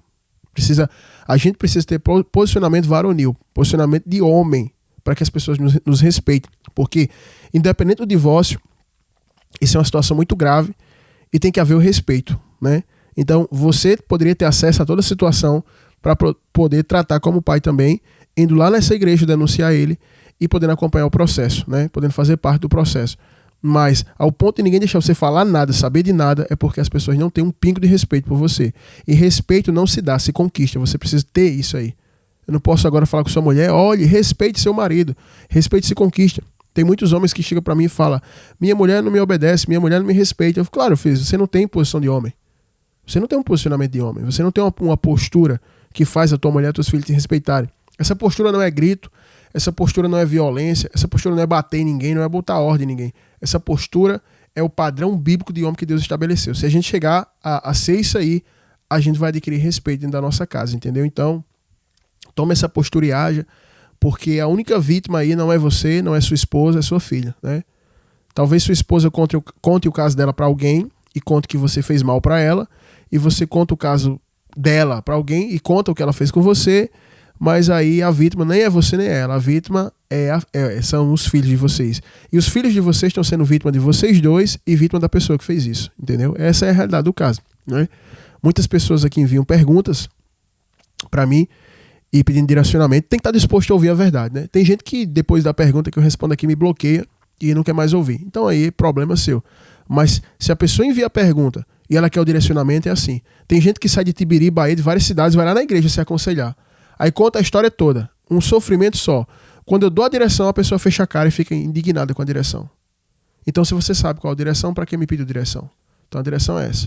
O que eu vejo aqui, o divórcio já aconteceu, a coisa já desandou. A única coisa que pode ser feita hoje, o único conselho que eu posso lhe dar é: assuma uma postura de homem para ter acesso a esse caso e tente fazer algo pela sua filha. Como homem, denuncie esse obreiro do capeta lá na igreja que ele faz parte. E, se não tiver acesso ao processo, abra um novo processo. Entendeu? E tente ajudar sua filha de alguma maneira, psicologicamente, espiritualmente, enfim. Tem que ser feita alguma coisa. A missionaridade vai fazer as considerações finais dela, e em seguida eu também farei. E a gente vai para um pequeno intervalo aqui, daqui a pouquinho a gente volta. O cuidado com os filhos tem sido uma situação tão urgente na igreja, na sociedade, que o pastor se reuniu comigo e com as irmãs da igreja. E ele falou o seguinte: vocês precisam urgentemente levantar uma oração, um trabalho de oração dentro dessa igreja, de direcionamento, de oração, de pedir o conselho do Senhor, de orar mesmo pelas famílias e pelas crianças e pelos adolescentes, casamento e criança. E a gente se reuniu, eu estou me reunindo com as irmãs da igreja, a gente está organizando e eu vou anunciar aqui o dia que vai iniciar essa campanha, essa oração, e eu vou comunicar aqui para as irmãs, e eu vou dizer às irmãs aqui que estão ouvindo, vamos clamar pelas nossas famílias, pelos nossos filhos, pelo nosso marido, porque muitas vezes a gente toma decisões erradas, porque como eu falei lá no início, a gente não tem direção, a gente não sabe nem o que fazer. Então vamos orar. A gente pensou aqui no melhor dia, o melhor dia vai ser no sábado à tarde, e vai ser a partir das 3h. Muitas irmãs falam comigo aqui no WhatsApp e dizem assim, missionária, queria muito ir à igreja, mas eu moro em outra cidade, fica longe, porque fica à noite, aí fica mais complicado para eu voltar para casa e eu tenho medo de pegar um Uber. Então não vai ser ruim, por quê? Porque vai ser à tarde, no sábado à tarde, né? Então, eu acredito que vai dar para todas as irmãs virem. Quem quiser, agora no final do programa, já pode entrar em contato comigo. Tá certo? Porque aí assim que a gente estabelecer aqui uma data, a gente já passa um cartaz informando, a gente já fala aqui informando. E aí você vem, a gente, como o pastor sempre fala aqui, a nossa igreja fica em cima de um ponto final. Então, não tem erro, vai terminar de 5h30 da tarde. Então, você já pode voltar para casa, ainda vai estar claro, não vai ter nenhum problema. Então, venham aqui todas as mulheres que sabem que carecem de oração, que carecem de direcionamento, que carecem da palavra do Senhor para direcionar, para saber como construir a sua família, como edificar a sua casa, venham para esse propósito e vamos orar por nossas famílias. Assim como está escrito em Isaías, levantai-vos, mulheres, que estáis em repouso e ouvi a voz do Senhor. Então, chegou o momento da gente se levantar, da gente orar, para que essas coisas terríveis não comecem a acontecer dentro da nossa própria casa. E para que vocês que estão passando por isso, igual esse irmão tá, tenham um direcionamento e uma posição para sair desse cativeiro espiritual. Amém. Faço as minhas palavras finais aqui, as palavras da missionária. Família destruída é porque faltou Bíblia e faltou oração, né? Conheço muitas famílias que um dia estavam no altar, clamando, buscando, e aí Deus prosperou, Deus abençoou, Deus fez uma obra na família, mudou o contexto social, e aí as pessoas trocaram o altar pelo shopping, o altar pela arquibancada do jogo de futebol, o altar pela praia, e depois a família caiu, né? Então, eu sempre recomendo isso. Lazer não é pecado, mas a partir do momento que temos que escolher o tempo que nos sobrou depois do trabalho entre o altar e o lazer, é melhor o altar, né? Então tem muitas pessoas que passam a semana inteira trabalhando, aí quando chega o final de semana não precisa de um momento de lazer. Aí tem algo para fazer no altar, mas prefere o lazer. Então eu digo para vocês, todos os que fizerem preferência ao lazer em detrimento do altar, sua família uma hora ou outra vai afundar. Seu casamento será horrível. Eu tenho falado com muitos casais e a maioria dos casamentos são horríveis, horríveis. São pessoas que não investem em oração, não investem em palavra, não investem em nada. E quando pegam um dinheiro sobrando, que tem um tempo, vão se empanturrar de comida com os filhos, vão passear e esquecem do altar. Então, lazer não é pecado, mas o tempo que a gente vive é muito crítico, a gente precisa de oração. Precisa de oração. Tenho certeza que se essa família aí, desse varão, que enviou a pergunta, estivesse no altar buscando, isso não ia acontecer. Não ia acontecer adultério, não ia acontecer separação, não ia acontecer divórcio, não ia acontecer pedofilia, e não ia acontecer de a mãe pedir o pai de saber o andamento do processo e não dar informação de nada. Não ia acontecer nada disso. O que faltou aí foi oração, como vários casos, entendeu? Aí a pessoa, não, mas eu orava, mas eu fazia isso, aquilo. Existem muitas orações que não têm eficácia, sabe por quê? É como eu preguei na vigília. São só gritos vazios. E vai dizer lá em Jó que gritos vazios Deus não ouvirá, não atentará para eles o Todo-Poderoso. Eu preguei isso na vigília. Quem foi na vigília recebeu essa palavra, foi tremenda. Então tem muita gente que não tem oração a atender porque é grito vazio. Eu oro, mas qual a atitude que eu tenho?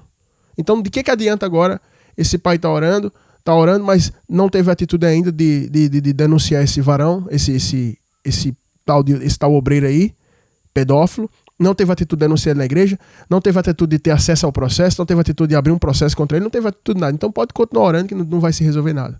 Entendeu? Existe um grande engano satânico, né, no nosso meio, que é o seguinte, ora a hora que Deus resolve, coloca nas mãos de Deus. Quantas mães que estão passando problemas graves assim com os filhos, né, coisas terríveis com os filhos, e chega para mim e diz, pastor, eu já cansei. eu já entreguei nas mãos de Deus. Eu digo, olha, pois pela palavra Deus entregou nas suas mãos, porque está escrito que filhos são herança do Senhor. Então Deus entrega isso na sua mão, é responsabilidade sua. Não adianta a senhora querer entregar para Deus, entendeu? Não adianta. Então tem coisas que o pessoal diz, entreguei meu casamento a Deus, entreguei meus filhos a Deus, entreguei meu trabalho a Deus. Qual é a responsabilidade sua então? Da música de Êxtila, que o seu trabalho é descansar? Essa música está errada, viu? À luz das Escrituras. A gente precisa trabalhar, se esforçar, buscar direção e parar de fazer gritos vazios, né? Eu tô orando, eu tô fazendo campanha, o povo diz, eu tô fazendo uma campanha 7 hinos de sangue, 7 hinos disso. Gente, isso não tem resultado. Isso não tem resultado.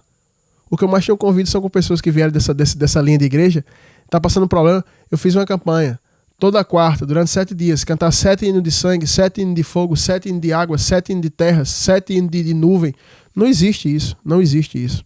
O que a gente precisa quando está dentro de um problema, a gente precisa orar, pedir uma direção a Deus, e quando Deus nos dá a direção, e a gente pedir a Ele força para executar aquela direção. Entendeu? Sabe, quando Deus responde a gente tem que dar uma resposta a Ele. Então, é como a missionária falou, tem que orar. Eu disse a ela, levante um grupo de oração de mães, de esposas, vocês de joelho, com a boca no pó, clamando pelos maridos, clamando pelos filhos, porque a situação é urgente, né? Então, elas escolheram o dia aí, sábado, vão estabelecer a data, vão fazer um cartaz aí, vão divulgar. Pastor, eu quero receber esse cartaz, eu quero fazer parte, meu lá tá daquele jeito, ainda não caiu, mas tá só um fiozinho assim segurando, então vem orar. Você vai pegar o WhatsApp do programa aqui, que é o 839-9105-6834. 839, que é o DDD da Paraíba tem o 9 na frente, 839-9105-6834, tá certo? Então você anota aí o WhatsApp do programa, e aí você já fala aí com a missionária, ela vai te mandar o cartaz, vai te enviar os dias, e vocês vão estar clamando, e quem mora na região metropolitana dá para vir tranquilo, porque vai ser à tarde, entendeu? Então não vai ter nenhum problema para vocês, tá certo? Então ela vai avisar para vocês, mas de antemão anote o WhatsApp, 839-9105-6834, tá certo, pessoal? Então coloque o propósito do seu coração de vir clamar pela sua família, tá certo? Coloque isso aí firme no seu coração, venha clamar, porque ficar deitado na cama, no sofá, procurando vídeo de falso profeta no Instagram, no Facebook, nessas redes sociais, não vai resolver teu caso. Deus está esperando uma atitude tua para Ele poder agir nessa causa, tá certo? Então, faça isso, porque eu vi as mães falando, olha, pastor, minha criança não dorme, acorda gritando, tá falando com amigo imaginário, tá vendo demônio, isso, aquilo. Eu disse, olha, gente, não adianta toda terça eu ficar orando de novo, eu oro, aí vocês passam um tempo, aí na outra terça vem novamente, eu oro, ela dorme no dia que eu oro, depois volta. Vocês precisam aprender a ter as armas, vocês precisam de direção para ser mãe, para ser esposa. Aí eu falei com a missionária, fiz missionária, abra um propósito específico só para mãe e esposa. Porque a quantidade de mulher que não consegue criar os filhos, que os filhos não obedecem, que as crianças não obedecem, tem que deixar com sogra, deixar com vó, mulher que não sabe ser esposa, enfim, tá perdida. Então Deus tem uma direção para você, tá certo? Então venha para esse propósito, vai ser muito forte, não tem nenhum nome ainda, mas a gente vai dar um nome, tá? Anota o WhatsApp, 839-9105-6834, tá bom? Esse WhatsApp também, lembrando que ele é chave Pix, para você que deseja ofertar para que esse programa continue no ar. Eu não sei se você sabe, se é a primeira vez que está ouvindo, esse programa aqui não tem patrocínio, não tem comercial, nosso horário aqui na rádio é comprado e mantido pelos ouvintes. Os ouvintes são que ofertam, que mantém. Então faça parte desse time também, desse programa que tem pregado a palavra, levado o evangelho a sério, e através desse evangelho vivo e eficaz, muitas pessoas têm sido transformadas, tá certo? Então, envie sua oferta.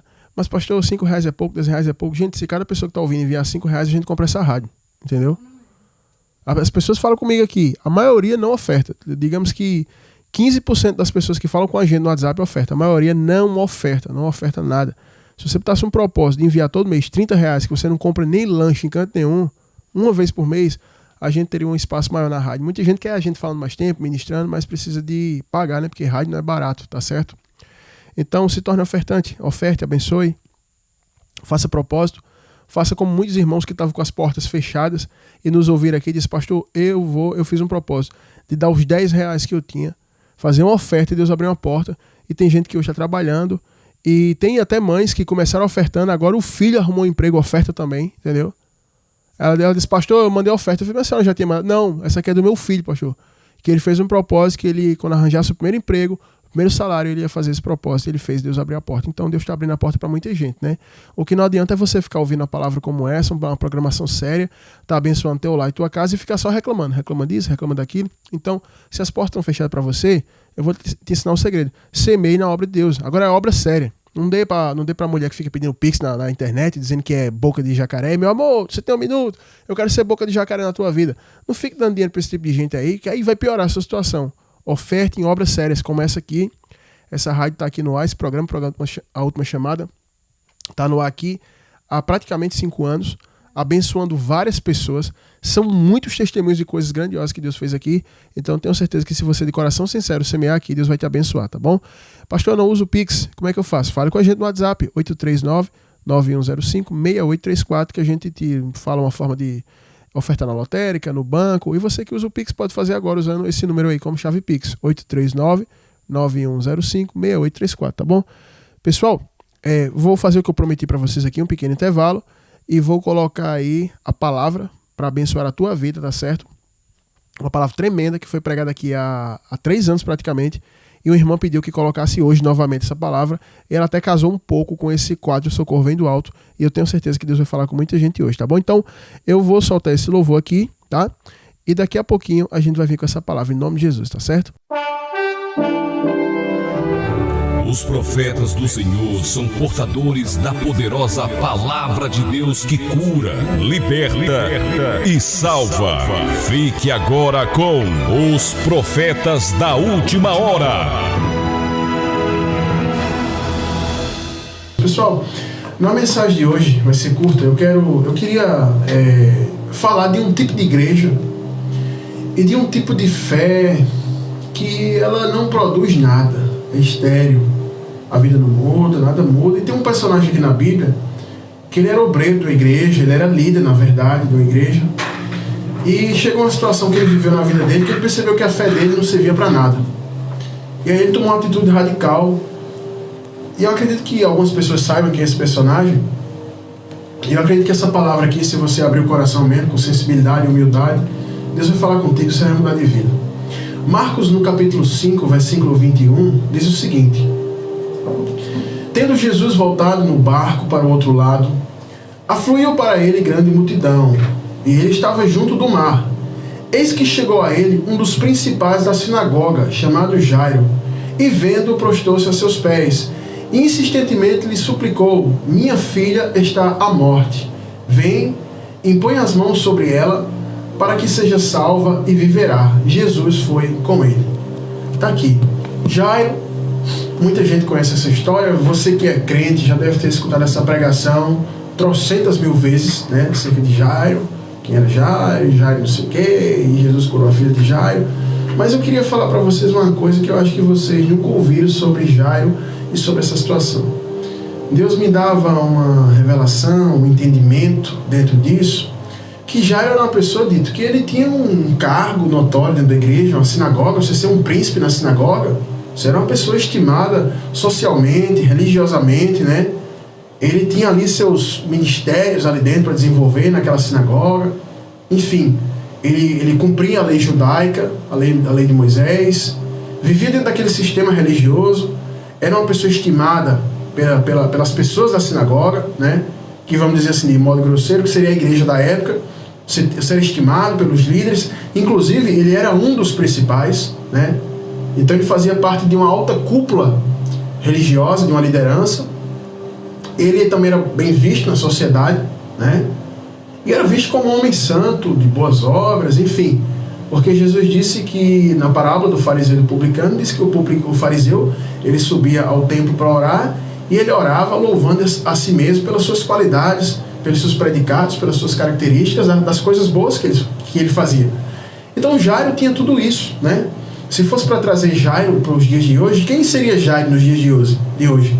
Eu acho que seria o presidente, né, de um grande ministério, né, conceituado, tradicional, né, um homem bem vestido, um homem, né, bem visto dentro da igreja, visto como um homem santo, de boas obras, um homem socialmente impecável, pagador dos seus impostos, né, bom marido, enfim. Eu acredito que Jairo seria esse modelo de crente evangélico. Um homem de boa aparência, de boa fala, de boa oratória, de uma boa retórica, e ele seria esse homem. Só que Jairo vivenciou uma situação, Jairo passou por uma coisa na vida dele, um tanto grave, que a filhinha dele, se eu não me engano, ela tinha 12 anos, ela teve uma doença, uma patologia, uma enfermidade, que ela veio definhando, ao ponto de Jairo perceber que ela ia morrer, porque Jairo corre, toma a atitude de Jesus, e ele fala assim: minha filha está à morte, ou está às portas da morte. Vem, impõe as mãos sobre ela, e ela viverá. Jairo viveu essa situação, e aí Jairo toma uma atitude radical. Por que essa atitude foi radical? De ir até Jesus pedir ajuda. Por quê? Porque a religião de Jairo, a igreja de Jairo, o ministério de Jairo, a convenção de Jairo, não aceitava a maneira, a aparência, a conduta e a simplicidade da pregação de Jesus, que também era acompanhada de sinais. Então Jairo, ele não aceitava. A religião de Jairo era muito tradicional, na vestimenta, no agir, no procedimento, nos seus cultos. E Jesus, um homem muito simples, um homem que sentava à beira-mar dentro de um barco e começava a pregar, e Deus operava, Deus fazia sinais, milagres, Deus multiplicava pão, multiplicava peixe, Deus ele curava enfermos, aleijados, cegos, surdo, mudo, epilético, demônios violentos eram expulsos. E aí a religião de Jairo não aceitava esse tipo de coisa, porque a forma como o evangelho que Jesus pregava, ele era realizado, era muito simples, era muito direta. A linguagem era muito popular, até as crianças entendiam o que Jesus queria passar. Já na religião de Jairo, tinha toda uma coisa, sabe? Sabe quando aqueles pregadores sobem no púlpito e ali eles vão e muda a voz e fala assim: gostaria de saudar os amados com a rubricunda paz do Senhor, trago os cumprimentos da nossa convenção de Salvador, e é um prestígio para nós estarmos aqui nesta noite, motivo de... aquela coisa toda. Então a religião de Jairo tinha esse dogma, essa coisa de, sabe? E Jesus falava normal, não mudava a voz, sentava num barco, sentava dentro do capim e começava a falar, e Deus operava. Já na religião de Jairo a coisa era mais, sabe, refinada, né? Eles usavam o que seria o paletó de hoje, eles usavam aquela roupa, aquela manta. Se você assistir o filme de Mel Gibson, você vai ver como os fariseus se vestiam, uma veste de mangas talares, eles usavam aqueles filactérios enormes com a lei de Moisés ali, e Jesus não, Jesus era uma figura tão comum que para Judas dizer quem era Jesus, disse: eu vou dar um beijo no rosto dele para vocês saberem quem é, porque ele era parecido com os outros, não tinha um destaque pela roupa. Jairo não. Então Jairo era um homem que ele ilustra bem o que a gente tem hoje dentro da igreja, esses homens, essas pessoas e que vivem o ministério, o meu ministério, eles abrem a boca, né, e falam: o meu ministério é conceituado e tal. E Jairo vivia isso. Só que quando a filha de Jairo adoece, que ela vai morrer, ele viu que esse negócio que ele vivia não valia de nada. Foi o que ele fez? Correu para Jesus e aceitou a simplicidade da pregação, da conduta, daquilo que Jesus fazia. E disse: Senhor, vem e impõe as mãos sobre ela, que ela viverá. E por que eu trago essa mensagem hoje para abençoar a vida de vocês? Porque eu recebo sempre muitas mensagens com pedidos de socorro de irmãos que ouvem a rádio, e são irmãos de muitas denominações, denominações reformadas, denominações pentecostais, aquilo que o povo chama de igreja fria, enfim, são muitas nomenclaturas evangélicas que o pessoal pede ajuda. E eu observo uma coisa: quando a gente conversa, a gente vai ajudar o irmão, conversa, ele fala um pouco da vida dele, e a gente observa que a pessoa tem um conhecimento bíblico, ela tem uma formação mental de toda uma estrutura religiosa que ela faz parte, de como que é o culto, do que canta, do que não canta e tal. E aí os irmãos vêm com aquela coisa toda. E quando você, na simplicidade do evangelho, começa a mostrar as soluções, os caminhos, aquela pessoa se trava, se fecha toda. Por quê? Porque ela é como Jairo. Ela vive numa congregação, numa religião e num modelo de evangelho que não produz nada na vida dela, a não ser dar para ela a sensação de consciência limpa, porque vai a culto, porque faz a festa das crianças, a festa das senhoras, a festa dos jovens, o culto disso, o culto dos casais, o retiro, blá, blá, blá, blá, blá. Então a pessoa que é envolvida dentro dessas atividades de igreja, muitos como Jairo, carregam uma consciência, entre aspas, lavada por obras. E vive aquilo. Mas quando se depara com determinadas situações na sua vida, entende que essas obras, que essa conduta e que essa religião não produz nada, né? Tem irmãos que se orgulham de ter uma carteirinha de membro e falam, olha, eu tenho uma carteirinha de membro há 60 anos, eu vi o fundamento, né, dessa igreja sendo colocada, sou um dos primeiros, e ele se orgulha tanto daquilo, que dá uma impressão de que vale mais ter o nome na carteirinha de membro do que ter o nome escrito no livro da vida, porque a realidade é essa. Tem pessoas que abrem a boca e dizem assim, vou dar só um exemplo aqui, tá, gente? E diz, eu sou presbiteriano. Parece que você falar que é presbiteriano vale mais do que você dizer que é cristão. Aí na outra ala tem gente que diz, eu sou assembleiano. Como se ser assembleiano na mente deles vale mais do que ser cristão.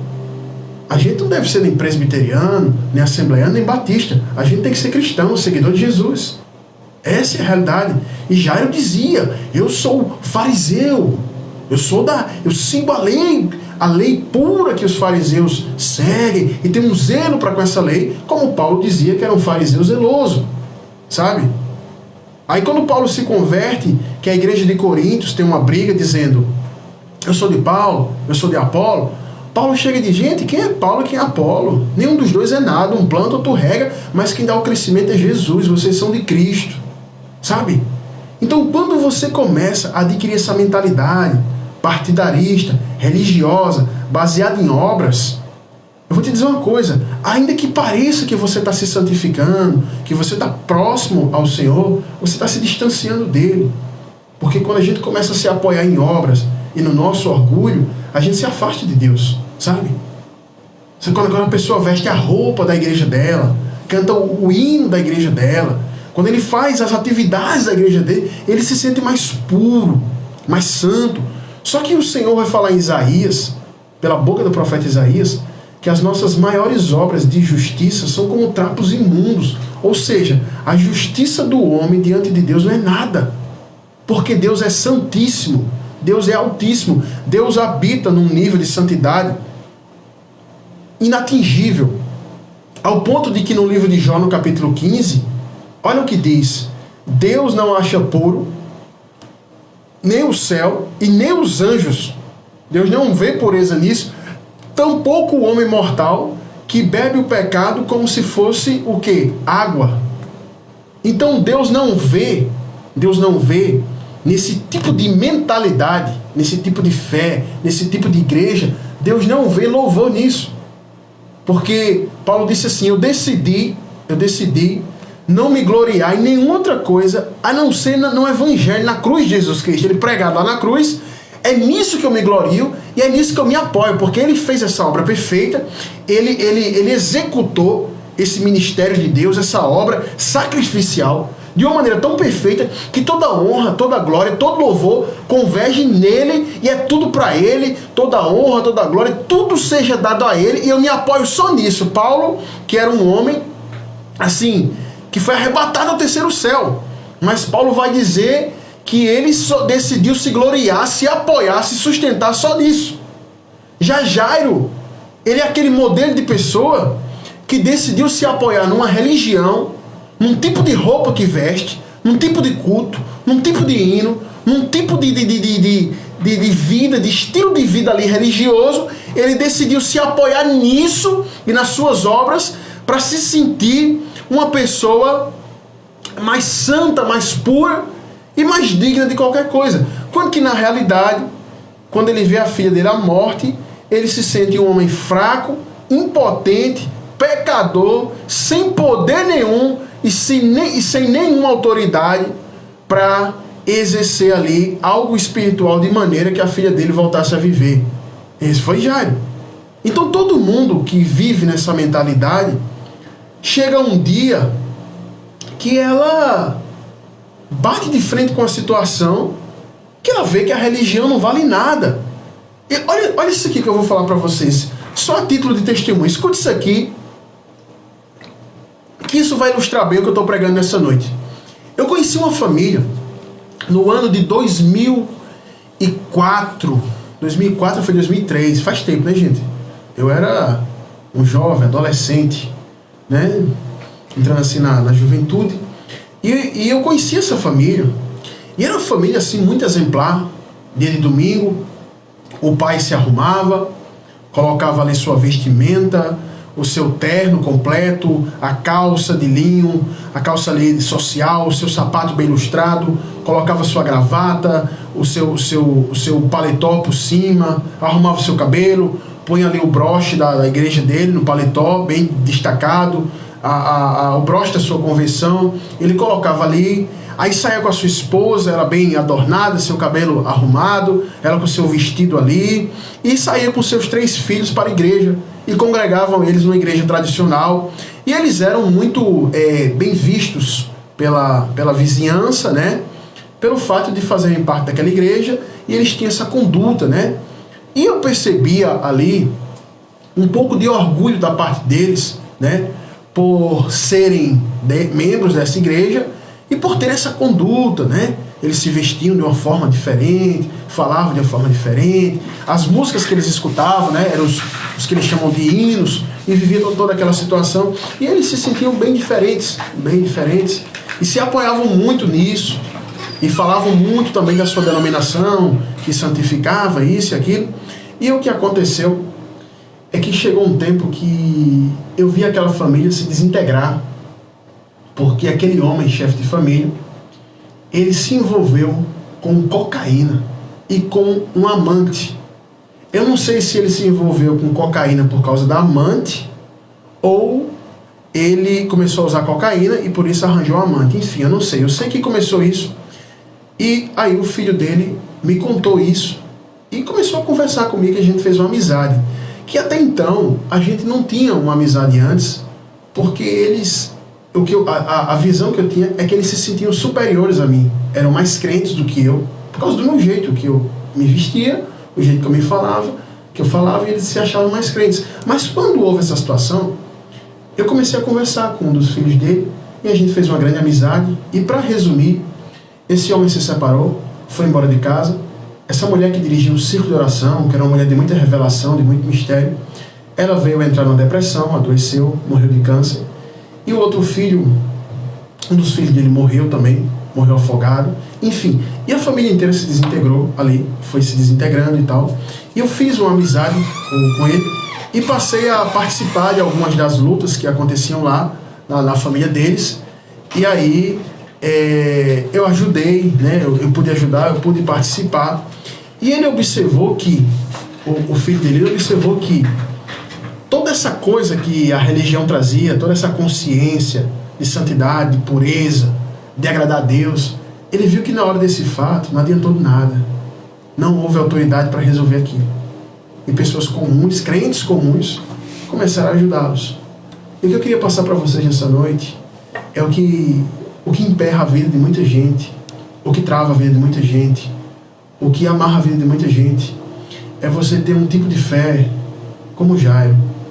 Jairo tinha uma fé que não servia para nada. Jairo tinha uma congregação, uma denominação que também não servia para nada. E Jairo só foi reparar que a fé e a congregação que ele fazia parte não servia para nada quando ele se deparou com a situação da morte da filha dele. E aí ele tomou a atitude correta, que foi correr e se humilhar nos pés de Jesus. E essa palavra hoje, ela tem uma didática muito simples, sabe? Tire essas muletas que você se segura, esses apoios que você faz parte daquela denominação, e hoje você está vivendo uma vida ruim, e mesmo fazendo parte dessa denominação, desse conjunto de coisas, sua vida é ruim, sua vida não avança, sua vida não anda, e você se apoia nisso, e sua vida não muda. O que você precisa fazer é fazer o que Jairo fez, Jairo desceu do salto, Jairo desceu da religiosidade, Jairo quebrou os protocolos da religião e ele foi pedir ajuda ao homem que a religião dele perseguia. Como uma vez aconteceu na igreja. Tinha um pessoal lá, que era de uma denominação tradicional, né? Que eles se apoiam muito nessa coisa do culto, da roupa, enfim, não pode bater palma nos cultos, inventa um monte de coisa que não está na Bíblia.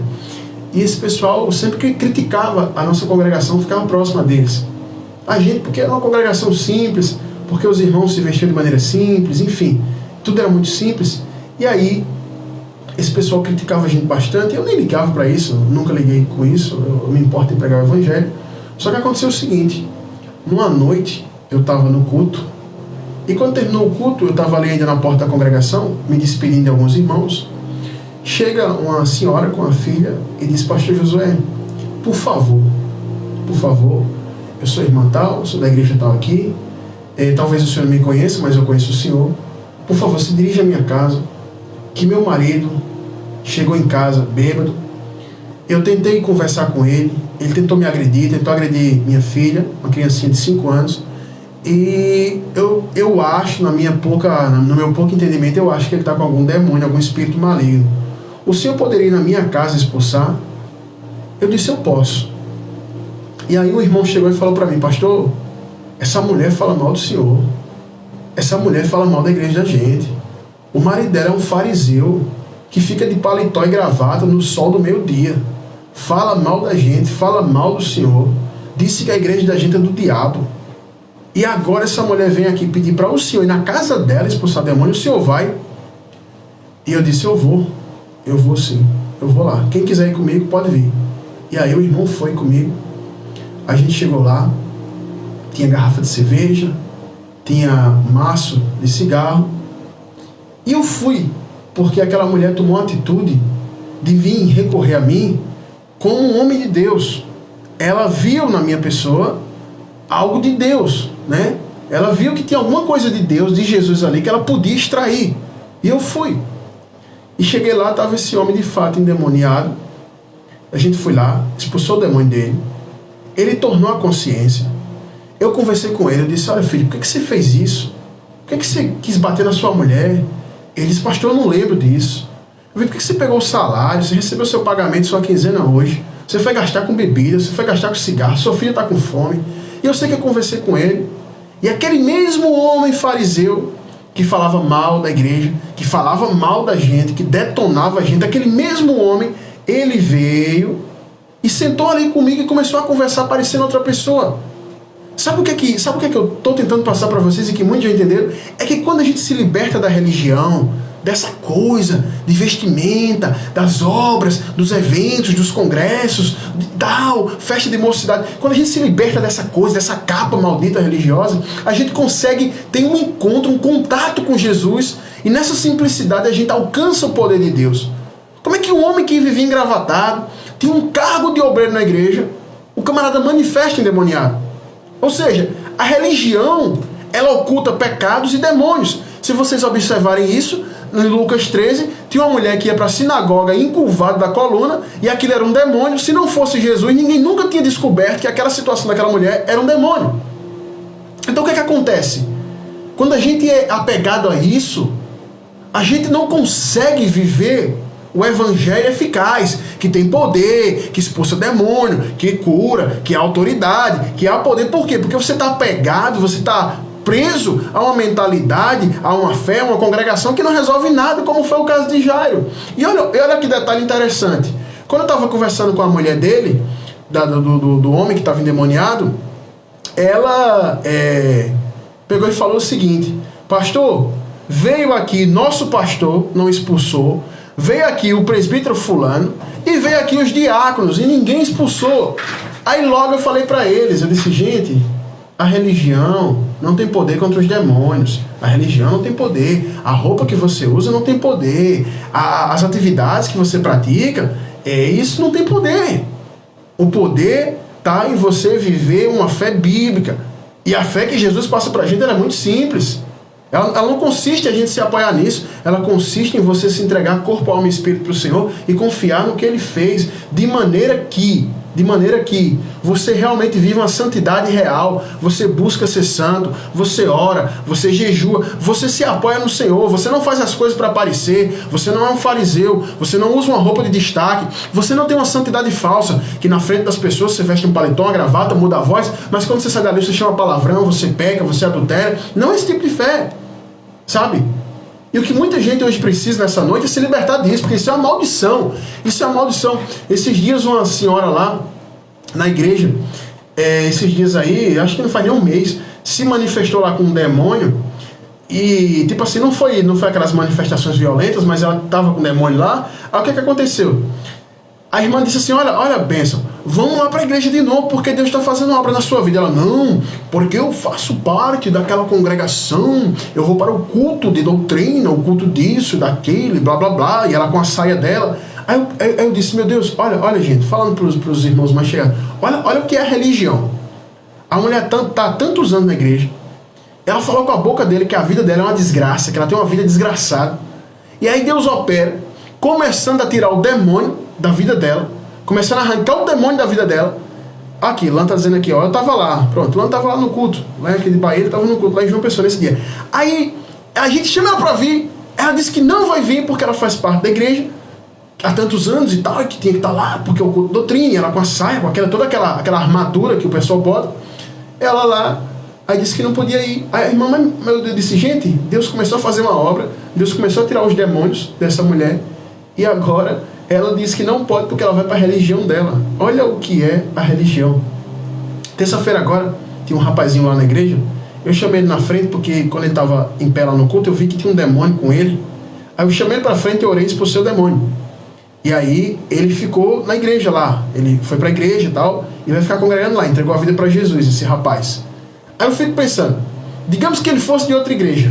Aí ele dizia, olha pastor, muito obrigado pelo que Deus fez, mas eu não posso sair daqui porque eu faço parte dessa outra religião, dessa igreja, blá blá blá. Eu fico perguntando, gente, o que é que vale mais? Qual a ideia da religião que as pessoas têm? É promover o bem, a libertação, ou é você carregar uma carteirinha, você carregar uma bandeira de uma instituição? Porque eu conheço muita gente de várias igrejas que diz, eu sou dessa, eu sou daquela, a minha igreja tem mais de 100 anos, mas vive uma vida miserável, desgraçada. Jairo era um príncipe, Jairo era um líder, Jairo era um homem estimado, Jairo era, sabe, lá vem Jairo andava com uma roupa bonita, né? Se fosse hoje, Jairo teria um paletó italiano, um sapato de cromo alemão, aquela coisa toda, um homem, príncipe da sinagoga, presidente de ministério. Quando a filha dele foi morrer, ele viu que essa porcaria que ele vivia não servia para nada. E é o que muita gente hoje vive. Carrega o nome de uma denominação, carrega uma religião, ao ponto de não falar assim, eu não sou cristão, eu sou presbiteriano, eu sou batista, eu sou assembleiano, eu sou metodista, eu sou isso, eu sou aquilo. Aí tem um monte de nome, é tanto nome que não acaba. E a pessoa se apoia nisso. Mas a vida está em frangalhos. Eu vou dizer uma coisa para vocês.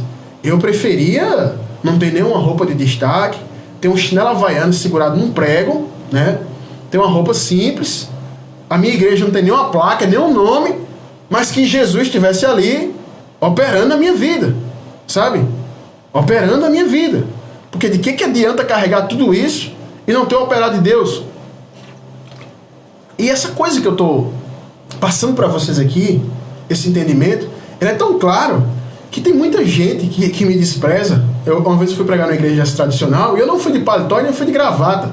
E aí quando a dirigente lá falou assim, o pregador chegou aqui, o pastor Josué, todo mundo olhou assim e fez, esse camarada pela cara, não é pastor, olhou com aquela cara assim de desprezo, me olharam dos pés à cabeça e ficaram me olhando direto ao ponto de eu ficar constrangido. Eu não podia levantar a mão, não podia adorar, que o povo estava me olhando.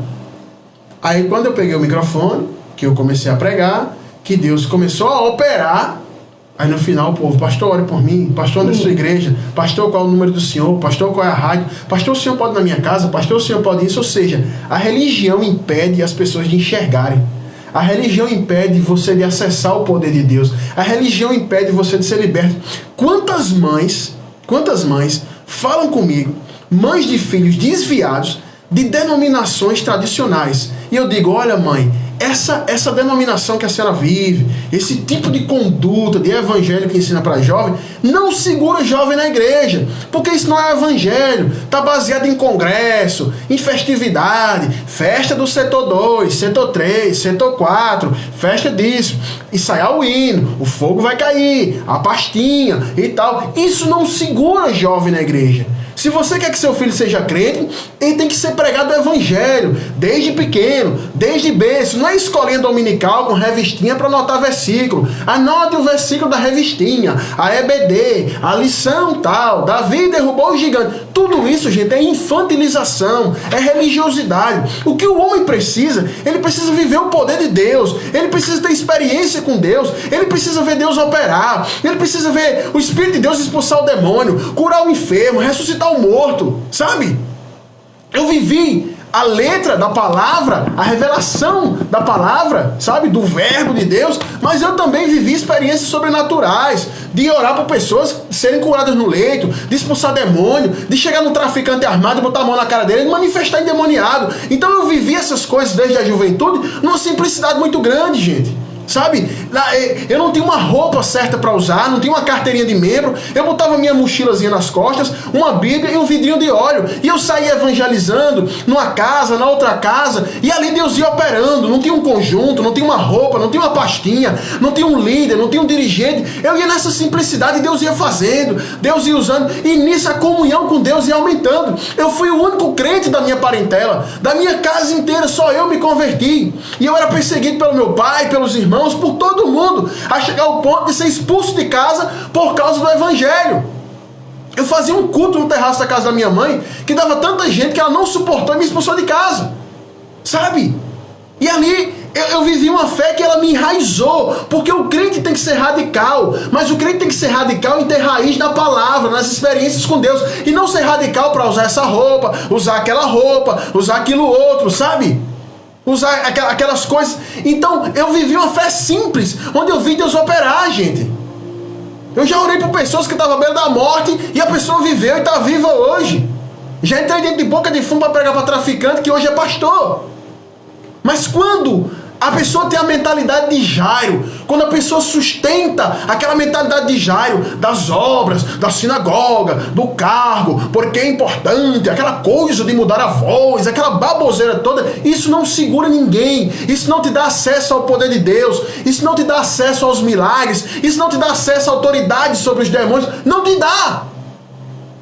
E eu tenho N experiência para contar para você aqui, de casos de pessoas religiosas que vieram pedir oração, porque ela viu que a religião dela, o que ela viveu, não servia para nada. Chegou um irmão na nossa igreja que ele era dessas denominações e vivia na prática do pecado lá dentro. E quando um dia que ele se converteu lá, todas aquelas coisinhas que ele tinha, carteirinha de membro, blá blá blá, isso e aquilo, ele disse: pastor, eu quero me desfazer disso, tocar fogo, porque tudo isso que eu vivi até hoje só promoveu, só fomentou uma coisa dentro de mim: o meu próprio orgulho. O meu próprio orgulho. Eu era orgulhoso da roupa que eu vestia, da língua estranha que eu falava, da pasta, quando eu pegava o microfone, aquela coisa toda. Eu tinha orgulho ali dentro, eu me sentia uma pessoa pura. Mas quando eu saía dali, eu ia pecar. Quando eu saía dali, eu ia pecar. Quando eu saía dali, eu tinha envolvimento com homens. E aí, ele viu, quando ele aceitou Jesus de verdade, ele disse: isso aqui não servia para nada. Isso não serviu para nada na minha vida. E você nessa noite que está me ouvindo, o que você precisa nessa noite é tomar esse entendimento, é receber isso na sua vida. Eu te pergunto, a religião que você vive, essa prática que você vive, conjunto, líder disso, líder daquilo, sabe? Dirigente disso, quarta dirigente do terceiro setor, a oitava dirigente, é tanta dirigente. Gente, para que essa bobagem? Você só precisa mesmo de Jesus como Jairo.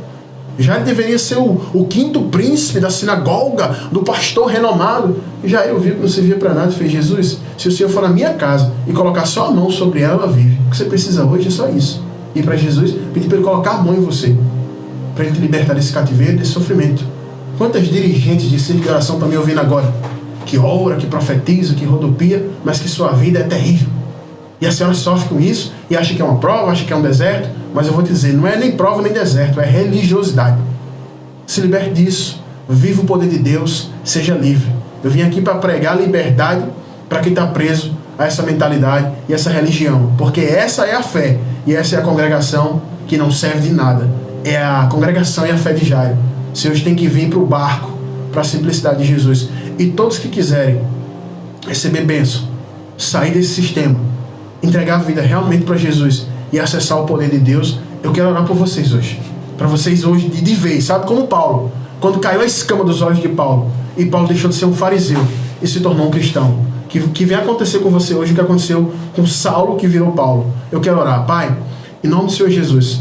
Todas as pessoas, Pai, que creram nessa palavra e que querem sair desse cativeiro, dessa prisão que Satanás colocou elas, assim como Jairo estava preso, e que querem acessar o teu poder. Pai, recebe essas pessoas hoje, independente se são desviadas e estão voltando, independente se são pessoas que nunca entregaram a vida a Ti, Pai, ou independente se são aquelas pessoas extremamente religiosas, que todos que vêm a Ti hoje, que o Senhor perdoe seus pecados, escreva o seu nome no livro da vida, e que o Senhor nesse momento dê um sinal de poder sobre a vida deles. É assim que eu te oro, em nome de Jesus. Amém. Amém, pessoal. Tá aí, foi essa palavra aí, foi uma benção. Tenho certeza que alcançou muitas pessoas, tá bom? A gente tá chegando aqui ao fim de mais um programa Última Chamada. Você que chegou depois, que fala, poxa, pastor, eu cheguei depois aqui na rádio, não conhecia o programa, eu quero ouvir como é. Esse aqui é o programa Última Chamada, exibido toda quinta-feira aqui na 100.5 a partir das 22 horas. Ele é exibido na 100.5 no site. Então, para quem está em outros estados, pode ouvir pelo site. Mas também tem uma coisa, se você quiser pegar a programação de hoje inteira, você pode ir lá no YouTube e escrever RBT Plus. Aí você vai entrar nesse canal e você vai ver assim, programa Última Chamada, data tal, e você tem todas as datas e todos os programas e você vai estar sendo tremendamente abençoado, tá certo? Entra no YouTube, escreve RBT Plus e lá você vai achar esse programa, logo na madrugada vai estar sendo postado e quando for pelo amanhecer, muitas pessoas que dormiram ao lado do rádio vão poder acompanhar ele. Tem pessoas que escutam mais de uma vez e que faz corte, compartilha, manda para parente e tal. E Deus tem feito uma obra linda, tá bom? Então se torne ofertante dessa programação também. Nosso programa é mantido no ar aqui por meio das ofertas dos ouvintes. Não tem intervalo, não tem negócio de mandar abraço para ninguém, ficar gastando tempo com isso, é só palavra. Então nos ajuda a manter no ar. Estamos aqui há praticamente 5 anos e essa programação aqui é mantida através da oferta dos ouvintes, tá certo? Então se torne um ouvinte. Se você usa o Pix, o nosso WhatsApp do programa, que é 839-9105-6834, 839-9105-6834, ele é chave Pix. Pastor, não sei usar isso. Fale com a gente no WhatsApp que a gente vai te mostrar um método de você depositar na lotérica, no banco, mas de maneira nenhuma você vai ficar de fora. Então nos ajuda a manter o programa no ar. Nada mais justo que, se você está sendo abençoado no conforto do teu lar, você é abençoado de volta para que a gente possa pagar esse horário de rádio aqui, tá certo? E continuar abençoando vidas. Você hoje só ouviu esse programa porque tem pessoas que são ouvintes e são ofertantes, e é por causa delas, que Deus está usando elas, que você está sendo alcançado pela palavra. Então, faça parte desse time. Essas pessoas são cobertas de oração diariamente. Temos pessoas na nossa igreja que intercedem diariamente pelos ofertantes aqui da rádio, tá certo? Então, se torne parte também dessa programação dessa maneira, tá bom? Então, a programação vai ficando por aqui. A missionária vai passar a data para vocês, do propósito que ela vai estabelecer, de mães e de esposas, né? Tá certo? Ela vai passar para vocês a data. Eu vou passar aqui os lembretes da Escola de Obreiro. A melhor coisa que você pode fazer é fazer parte da nossa lista de transmissão no WhatsApp, falar com a gente no WhatsApp e pedir para ficar na lista, que você vai receber tudo, tá certo? Vai ficar informado, tá bom? Então, a Escola de Obreiro no sábado também, depois do propósito das mães, enfim, quem quiser emendar, pode emendar, tá certo? Vamos ter batismo aí também, já avisei aí, enfim. Tem muitas coisas boas acontecendo da parte de Deus, e se você quiser ser participante, obviamente você pode participar conosco. Nós não servimos a uma placa de igreja, uma instituição, nós servimos a Jesus, e todos aqueles que professam a fé sincera no Senhor têm o direito de estar conosco participando dessas bênçãos, tá certo? Então, pessoal, a gente vai ficando por aqui, tá? Quinta-feira que vem, se assim Deus nos permitir, às 22 horas estaremos aqui na 100.5 no site, e na madrugada o programa é postado no RBT Plus, tá bom? Se torne ofertante, fale com a gente no WhatsApp, e quinta-feira que vem, se sim Deus nos permitir, estarei aqui com a missionária, tá bom? Estaremos aqui abençoando a vida de vocês. Um grande abraço, fique com Deus, fui.